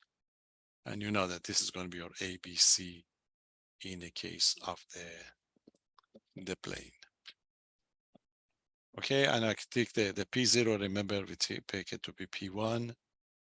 So the point is 1, 2, negative 1. So this is going to be your X0, Y0, and the Z0. So we are ready to go and find the equation of the plane. Okay, so the formula is going to be A times X minus X0 plus B times Y minus Y0 plus C times Z minus Z0 equal to the 0. Substitute. Your A is 9 times X minus X1, which is 1. B is 1. Y minus Y0. Y0 is 2. Plus C. C is negative 5, so it's going to be minus 5 times Z minus Z0. Z0 is negative 1, so make it a positive 1. Equal to the 0. You have to simplify. 9x minus 9, y minus 2, and that gives you minus 5z minus 5. Simplify it. 9x plus y. 9x plus y minus 5z. And so that gives you negative 16 equal to the 0. That would be the equation of the plane. Okay, so as I told you, that's that's a nice problem, because you have to apply everything you did so far to get this true.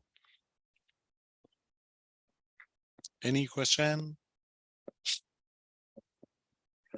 So that would be the equation of the plane. Again, for the time being, we are not going to do much about it. We are going to use it in future. But you have a couple of tricky problems regarding you see, this is going to be a plane. So like in 2-dimensional, when we talk about parallel lines, perpendicular lines, now we have a plane. You can have a plane and another lines and compare them together, or even compare the planes together.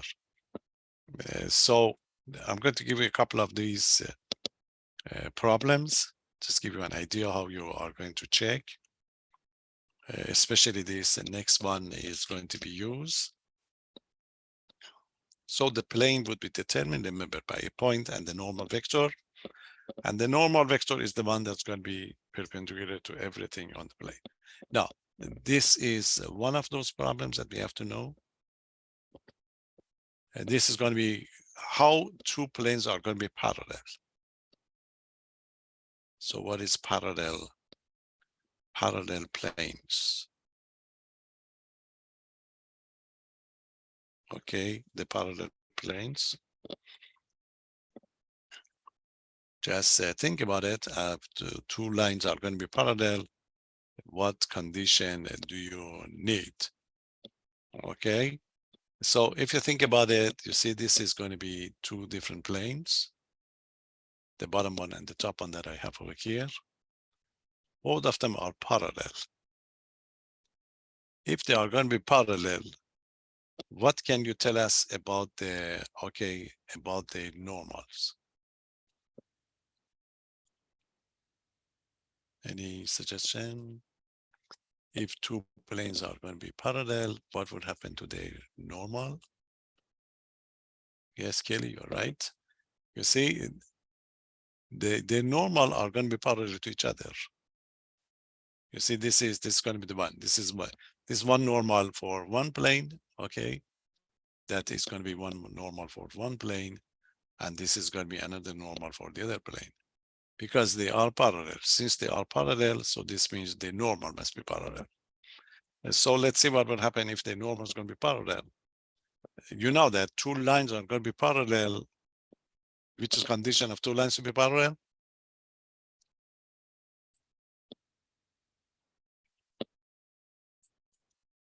Yes, Danny, you're right. Two lines going to be parallel if one of them is the scalar multiple of the other one. Okay, so basically if yeah, cross product would be too much. Yes, cross product would be 0, but a scalar multiple is better one to make it up something out of it. You see, look at this one. If this is going to be one of the plane, remember this A, B, C are going to be your normal. If they want to be one of them is scalar multiple of the other one means, you know, instead of the 9, 1, 5, you may have you multiply by 2, 18, 2, 10. So quickly we find out that if two planes are going to be parallel, when you write your equation, the normal must be in fact equal to each other when you write it down. Let me just give you an example to see it. You see, look at this one. Determine, because the plane would be given to the ask you to determine whether they are going to be parallel or perpendicular. I give this one to the test. Some people, they miss the perpendicular one. So determine whether the planes are parallel.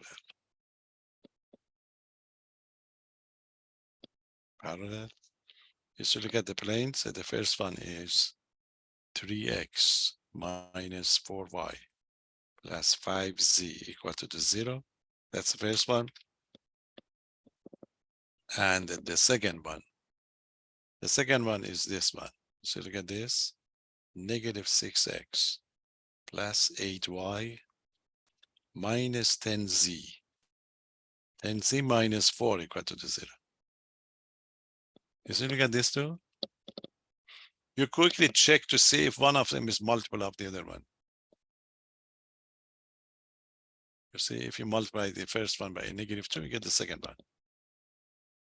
This constant term is not important because those coefficients of the x, y, z give you the normal vectors. So the answer for this one would be yes, right away. You see, this is the solution in general. It's like the lines, if you like. You see, in general, the normal vector of the first one is 3, negative 4, and 5. The normal vector of the second one is negative 6, 8, and negative 10. as you can see, there is a relationship between these two. The second one, n2, is equal to the what? Is equal to the -2 times the n1. So this simply means these two vectors are parallel. N1 is parallel to the N2. If the normal vectors are parallel, so this means the planes are parallel. The planes are parallel.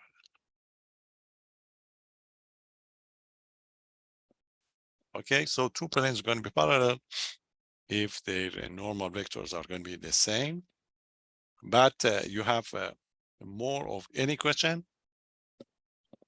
So we can have basically really means you can divide this one by a negative. Look at this one.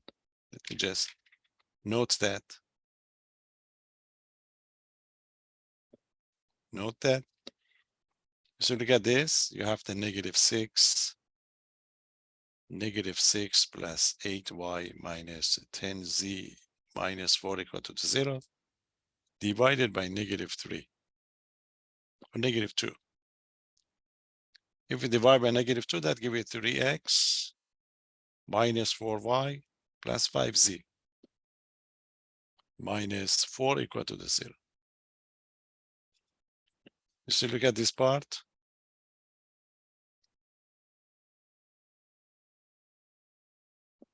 So this simply means two planes are parallels if they have the same normal vector. That's it. Two planes are parallel if they have the same normal vector. And that would be easy to identify. You don't need anything. You just check to see, okay, which one is +2? No, you need a -2. I just divide by, you see, that's a given one, -4. I divide by -2 to get the first one, because I want to make them to be equal to each other. One of them is a scalar multiple of them. Okay, the 4 at the end. But I did, oh yeah, that's it. Yeah, you are right. This would be a +2. Thank you. A +2. Okay, but the normal are going to be the same. So we make a statement to use it. Okay, they are a small point, but it's going to be useful to notice these. Okay, so the conclusion is going to be two planes. Two planes are parallel. Are going to be parallel even only if they have the same, okay, if they have the same normal. Let's say even only if the normals are the same. Okay, the normal vectors are going to be the same, or the same normal vector, something like that. So this is one version that we're going to consider. Okay, what else? We have a couple of other things that do, to talk about it. For these planes, you can define the angle between the planes. Again, we are not going to use it. The angle between the planes is going to be the same as the angle between the normals. And we already defined what is going to be, the angle between two vectors. Remember, the cosine of the data is going to be x dot y over norm of the x times the norm of the y. So that would be, something similar that we have. Let me see how much time do I have. There is a distance formula that we can talk about it, but it's not going to be really a big deal to use it. Let me just give you this angle between, just identify it, because if you do some application in physics, you may need it. Otherwise, we don't need anything else. Okay, so let's see what's going to be the angles between planes.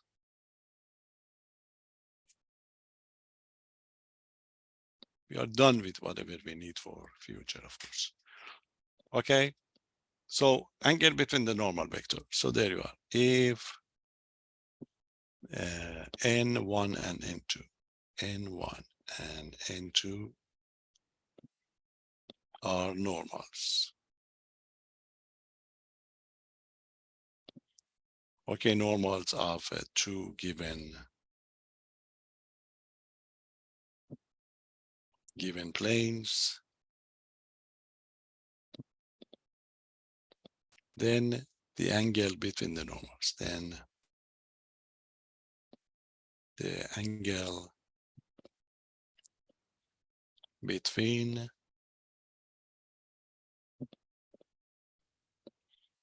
N1 and N2. N1 and N2 is going to be called, okay, it's called the angle between the plane. The angle between, okay, between the planes. So in case, you see it. So basically, the cosine of the data is going to be equal to, it's going to be N1 dot N2. And we use the absolute value of here, to fix the angle to be, the cosine to be positive. So divided by the norm of the N1 times the norm of the N2. So that's the definition of the angle between two planes. Again, we are not going to use it, but you have some problems in your book. Just show you how you're going to do it.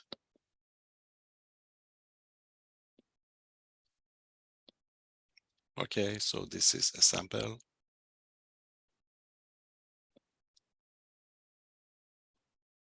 So suppose you want to find the angle between these planes. Fine.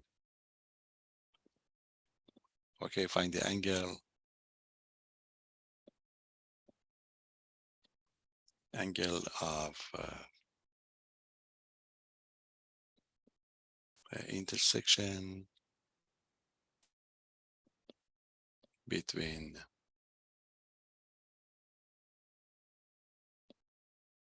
between two given planes.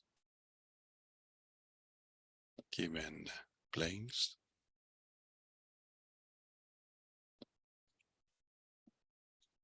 The first one is 2x minus 4y as 4z equal to the 7. And the second one is 6x plus 2y minus 3z equal to 2. Quickly, you identify the N1 and the N2. You know that the coefficient of the x, y, z are going to be your A, B, C. Then the rest are going to be just like the one that you did before for the angle between the lines. Okay. Let's give you the solution.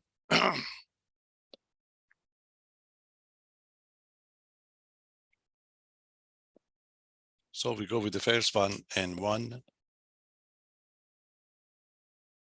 The coefficients 2, -4, and 4.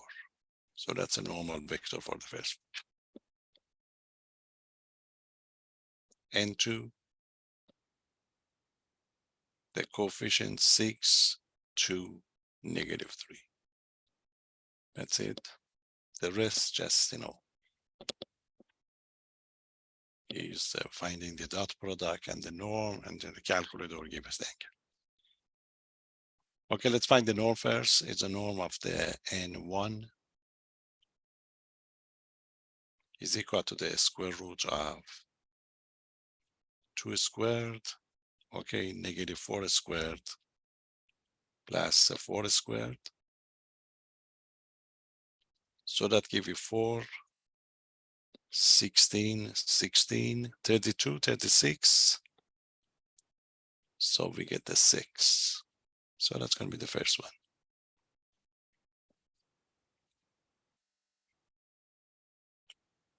Okay, so we repeat it for the second one. So the norm of the N2 is going to be, that's a 6 squared. Okay, 6 squared, 2 squared, and the -3 squared. So that give you 36, 4, and 9. So the radical 49, which is 7.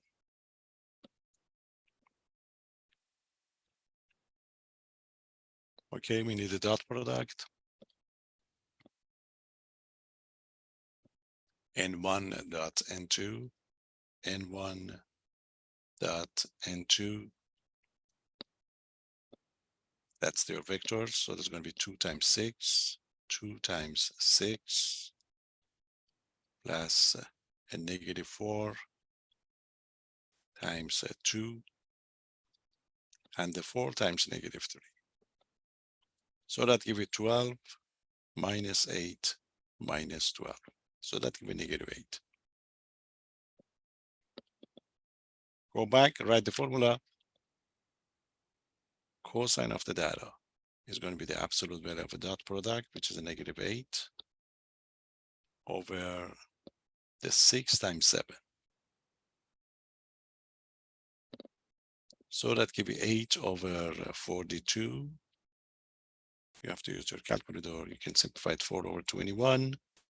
So use your calculator, find the data. It's going to be the cosine inverse of 8 over 21. I have 79 degrees. So you can check it for yourself to see what's going on. So that's not going to be a big deal, and we are not going to use it in future to get these numbers. Okay, so that would be the equation of the planes. There is another problem, we call it the distance problem. For this group, we are not going to use it, but I'm going to go over, explain some of the problem. I write 8 over 20. Oh, 4, 6. Yeah, I simplify by 2. So that give me 4 over 21.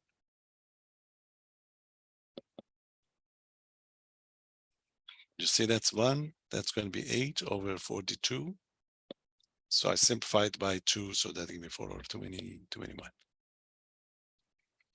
Okay. The last line. Oh, the last line. Yes, thank you.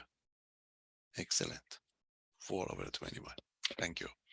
Okay, so this is going to be the one that we're going to have. We can have a distance problem. You see distance from a point to the line that we already talked about it. A distance between 2 planes. These are going to be nice. We are not going to use it, but I can quickly give you the a couple of formulas that we have. Okay, but it's not going to be used, but it's nice to know it. Just going through your assignment, but basically for this one, really be able to take care of that, the first 2 examples that I give you. But let's finish it to have everything we need to cover, and then because this is where you are going to do your assignment. Okay, let's just give a remark for these distance formulas. So it's 3 formulas that we know. You know it from the past in 2-dimensional. Do you remember we did it in calculus? If a point outside of a curve, the graph would be given to you, you can find the distance from that point to the graph, but of course we use derivative. But the specific part is if you want to find a point outside of a line. You see, look at this one.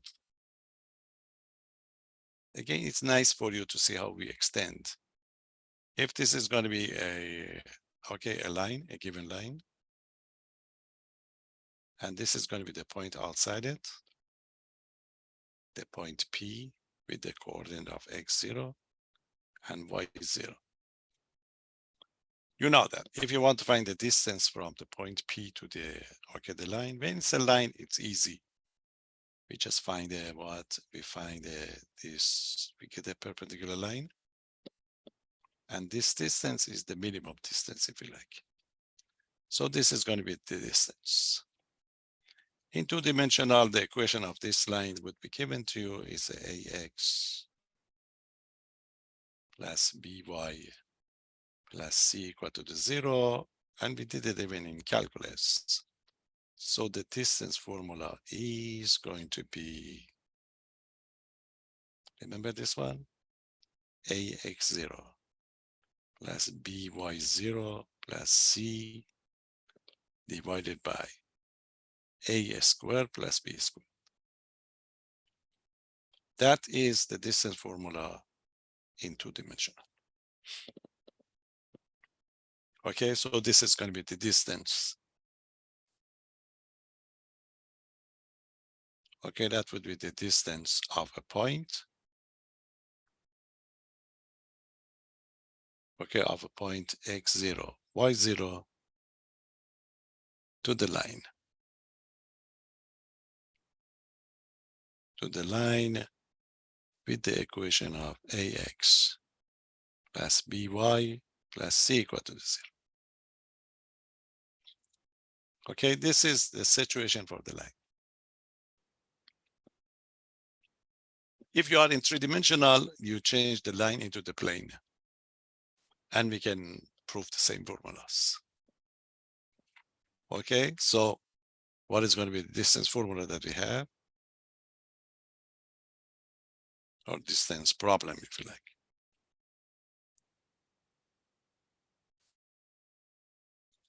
We want to find a similar thing, but for the plane.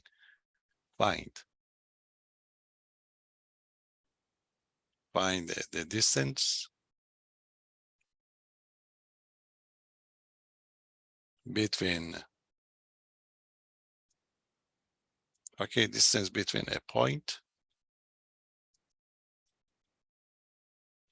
P, which is equal to the x0, y0, and z0, and a plane. And a plane with the equation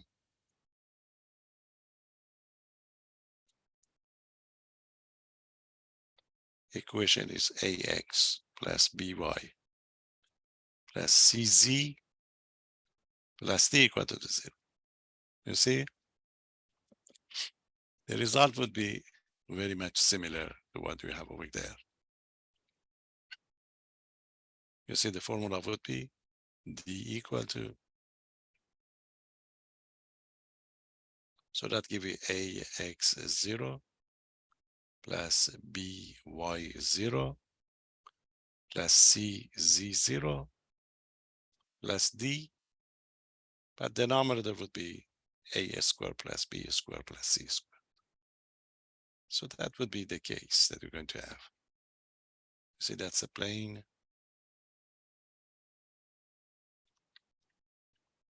You get a point P here. And this is going to be x0, y0, z0. And you find this distance if you like. Okay, that would be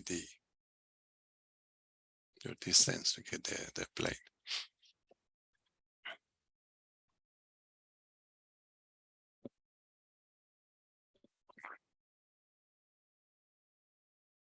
Okay, so, you know, if you are interested in proof, really, the proof of this one in this case is very interesting to get it. But the formula is, you know, just the number would be given to you and get that formula right away.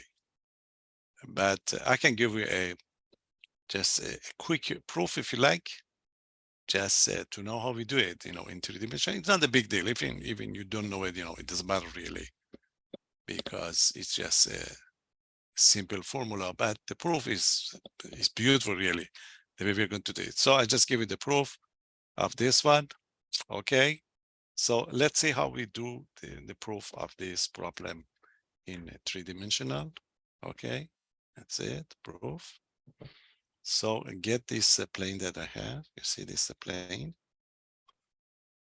You know that in calculus, we do it using the derivative for those cases. So what I have is, so I pick my point P here. Okay, this is the P that I have. It's x0, y0, z0. Okay. So then I want to find this. So, you know, the plane would have a normal vector. So this is going to be, suppose this is the normal vector of your plane. This is going to be your normal. Okay. So I want to find the distance from the P to the plane.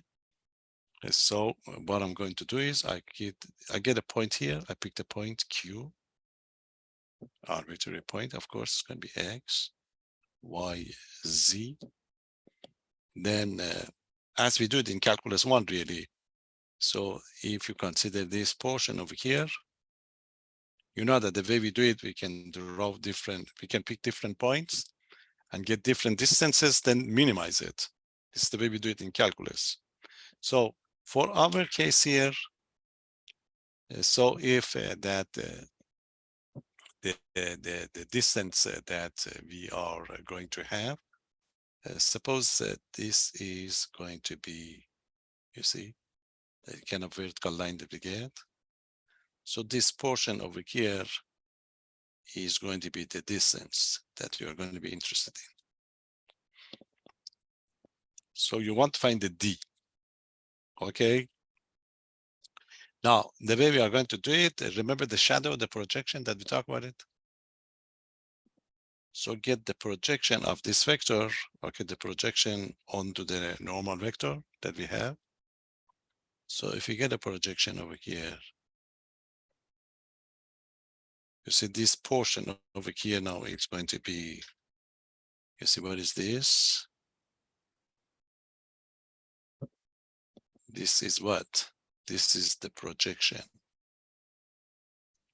It's a projection of this line, which is QP or PQ, onto what? Onto the normal vector. Normal vector. This projection will be exactly the same as the distance that you are interested in. Is P on the plane? No, no, no. No, the P is outside of the plane.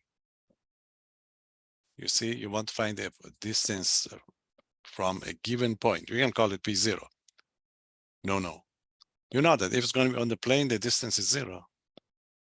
So you want to find the distance of a point outside of the plane, of course, to get this number. Okay, that's it. Yes. Yeah, I mean, the fixed point would be given to you. See, the fixed point would be given to you. You want to find the distance from that point to the plane.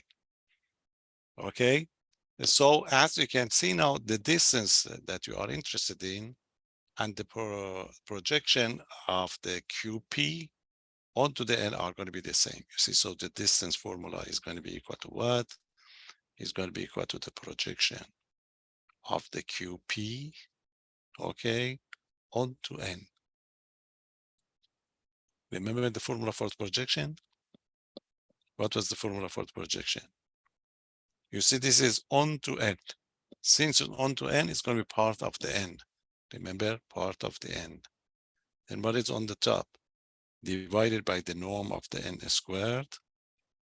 Okay, and on the top was the dot product. It's going to be N dot QP. Remember this formula that we talk about it? Projection of the V over U is going to be part of the U, is going to be norm of the U squared, U dot V times, okay, times U. That was the formula. Exactly we did it here. Since it's a distance, it must be positive. So in order to make it positive, okay, you can use absolute value, or okay, or you can use the norm to get the distance.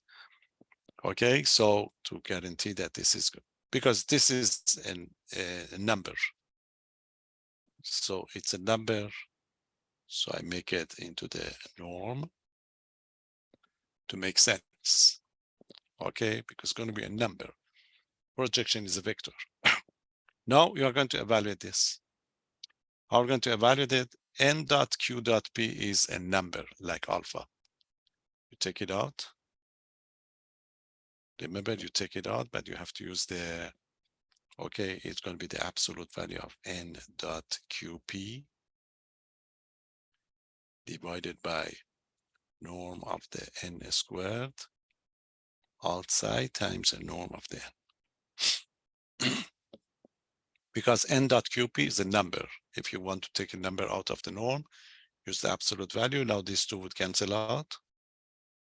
So the distance is going to be what? It's going to be the absolute value of a dot product of the N times QP divided by the norm of the N. Go and find it. Okay, N is the normal, so the norm of the N is clear. Remember, N is what? N is ABC. So this would be the square root of A squared plus B squared plus C squared. But the top, what is the top? The top one. N is ABC, but what is going to be NQP? Remember, the QP is going to be the difference between these 2 points, PQ or the QP, doesn't matter. You see, that's going to be your PQ or QP. Both of them are going to be the same. The difference, so I'm going to write as X minus X0, Y minus Y0, Z minus Z0. You see, this is a situation you're going to have. So what's going to be the dot product?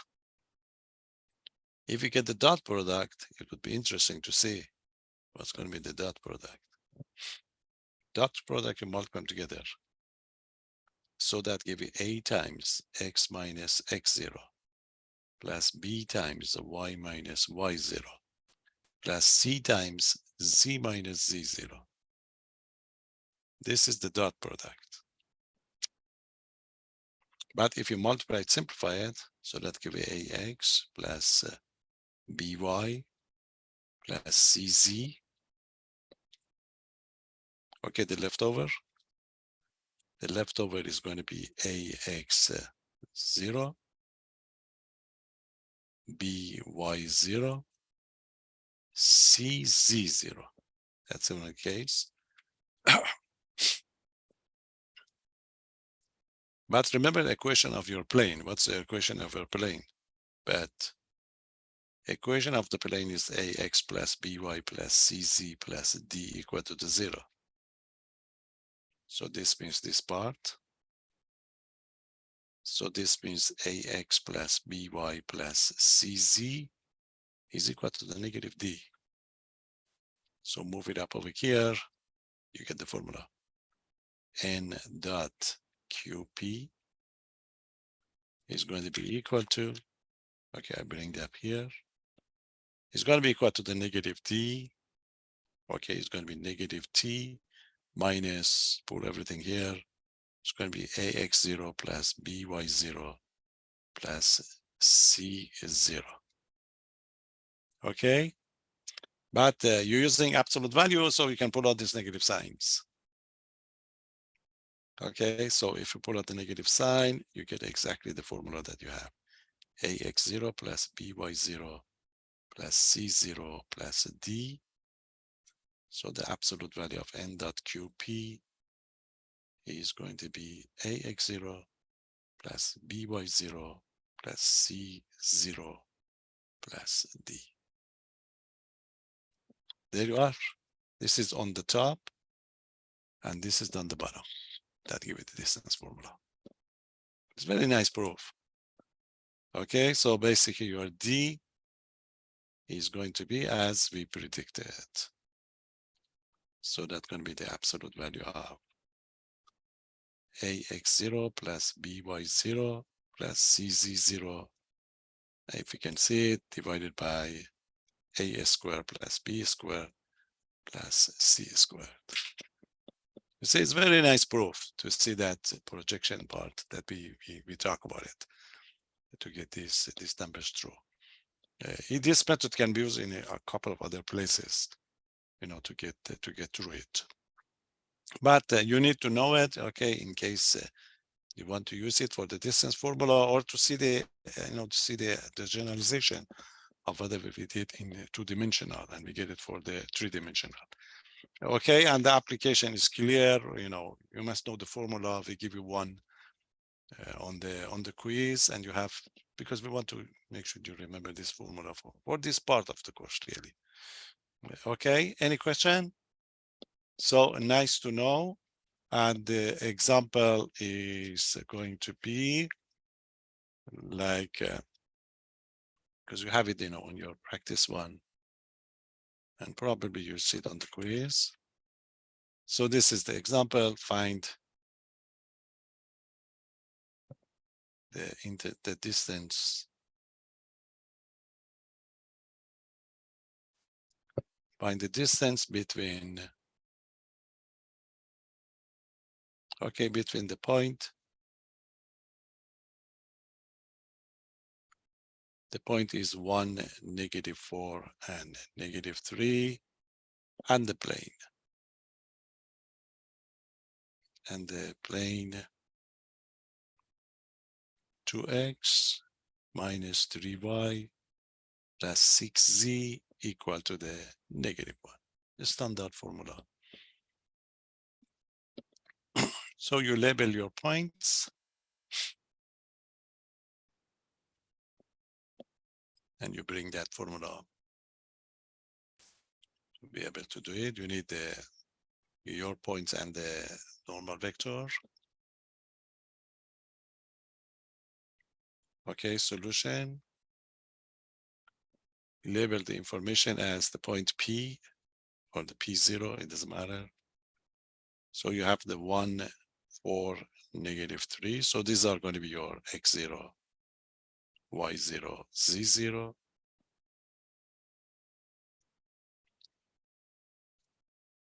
Or for that normal vector part, you know, you don't need really anything to get through it.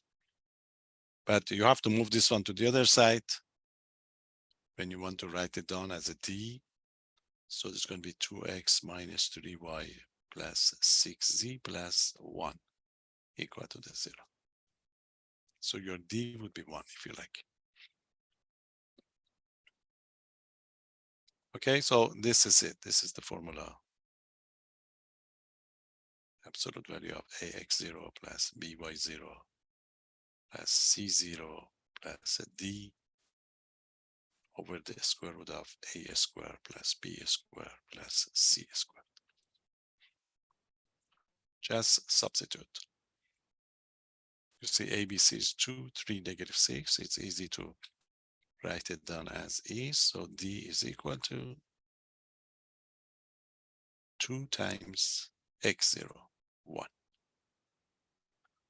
minus 3 times y0, 4, plus c, 6, 6 times -3. Okay, and the d plus 1 divided by a squared, b squared, c squared. So that's it. 2 squared, -3 squared, and the 6 squared. So we just substitute, you get the result. So on the top, we get the 2 minus 12 minus 18 plus 1. On the bottom, we get a 4, 9, and 36.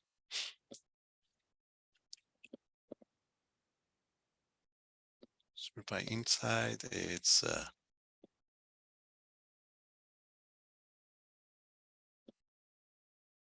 let's see if I missed anything. It's a -3, and the point was a -4 here. So it's a -4. So I just this is a -4. Okay, so this is going to be -4 if you want to stay with the original one. That's a -4. Okay, that's a -4. So that gives us a +12. The point was 1 You see 1, -4, -2. So it's a -4 here. Okay, so that gives us a 14. That's going to be 14, 15, and -3. So that's going to be the absolute value of a -3 on the top. And then the bottom would be 49. So it's a 3/7. So the distance would be 3/7, and we're done. Okay, so it's not a big deal to be able to do it. Okay, for the distance formula, we can use it to find the distance between two planes, but the planes must be parallel. If you have two parallel planes, you can pick one point from one and find the distance between that point and the planes, or just a shortcut for this. So I just give you that formula too. So we finish it all together. Okay, just give that the last formula or last problem. So as a remark, is a shortcut. This is distance between two parallel planes. Again, we are not going to use it in future. The distance between two parallel planes.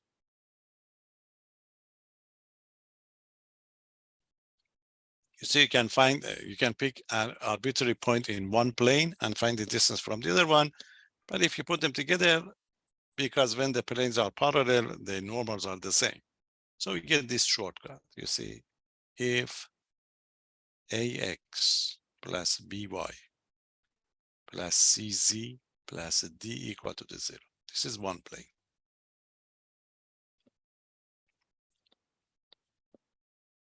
If the second one is going to be parallel, remember, you must have the same normal vector.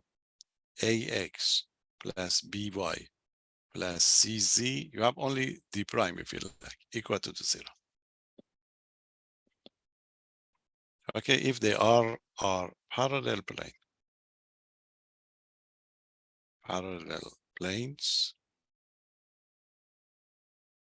then the distance.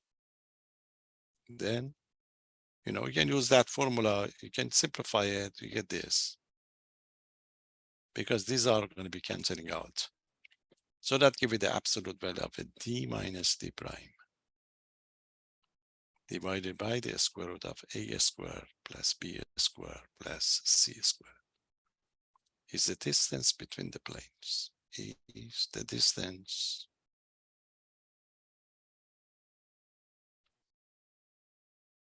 distance between the planes. Very easy formula. So you get one easy question on the quiz, and what we ask for all this distance. And this is easy to prove. If you want to prove really, you have to pick one point in one plane and find the distance from the other one. If you pick one point in this plane, it satisfies this condition you see for the X and the Y coordinate. So when you substitute it automatically, everything would be canceled out. Okay, so it would be a nice thing to see, but the example is this one. Find the distance between the planes.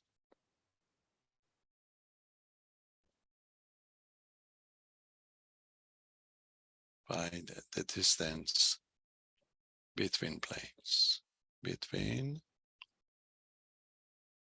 planes. So we have 2x plus 2y minus 2z equal to 3, and 2x plus 4y minus 4z equal to 7.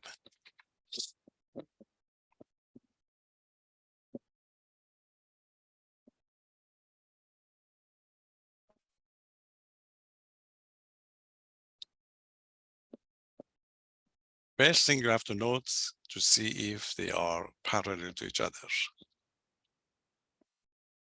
Yes or no? Remember, two planes are parallel if they have the same, okay, normal vector. Okay, that's fine. Just read. Okay, so look at this one.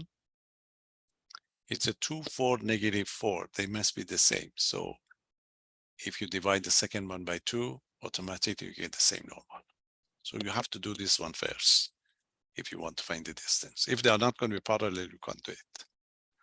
Okay, so the first thing to do is solution.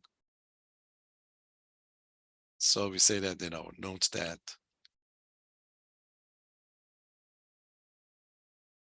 you get the second one, 2x plus 4y minus 4z equal to the 7. You divide by 2. So that gives you x plus 2y minus 2z equal to the 7. Okay, so the normal vector, so the planes have the same normal vector. The same normal vectors. So they are parallel and are parallel. So that's it, the distance formula.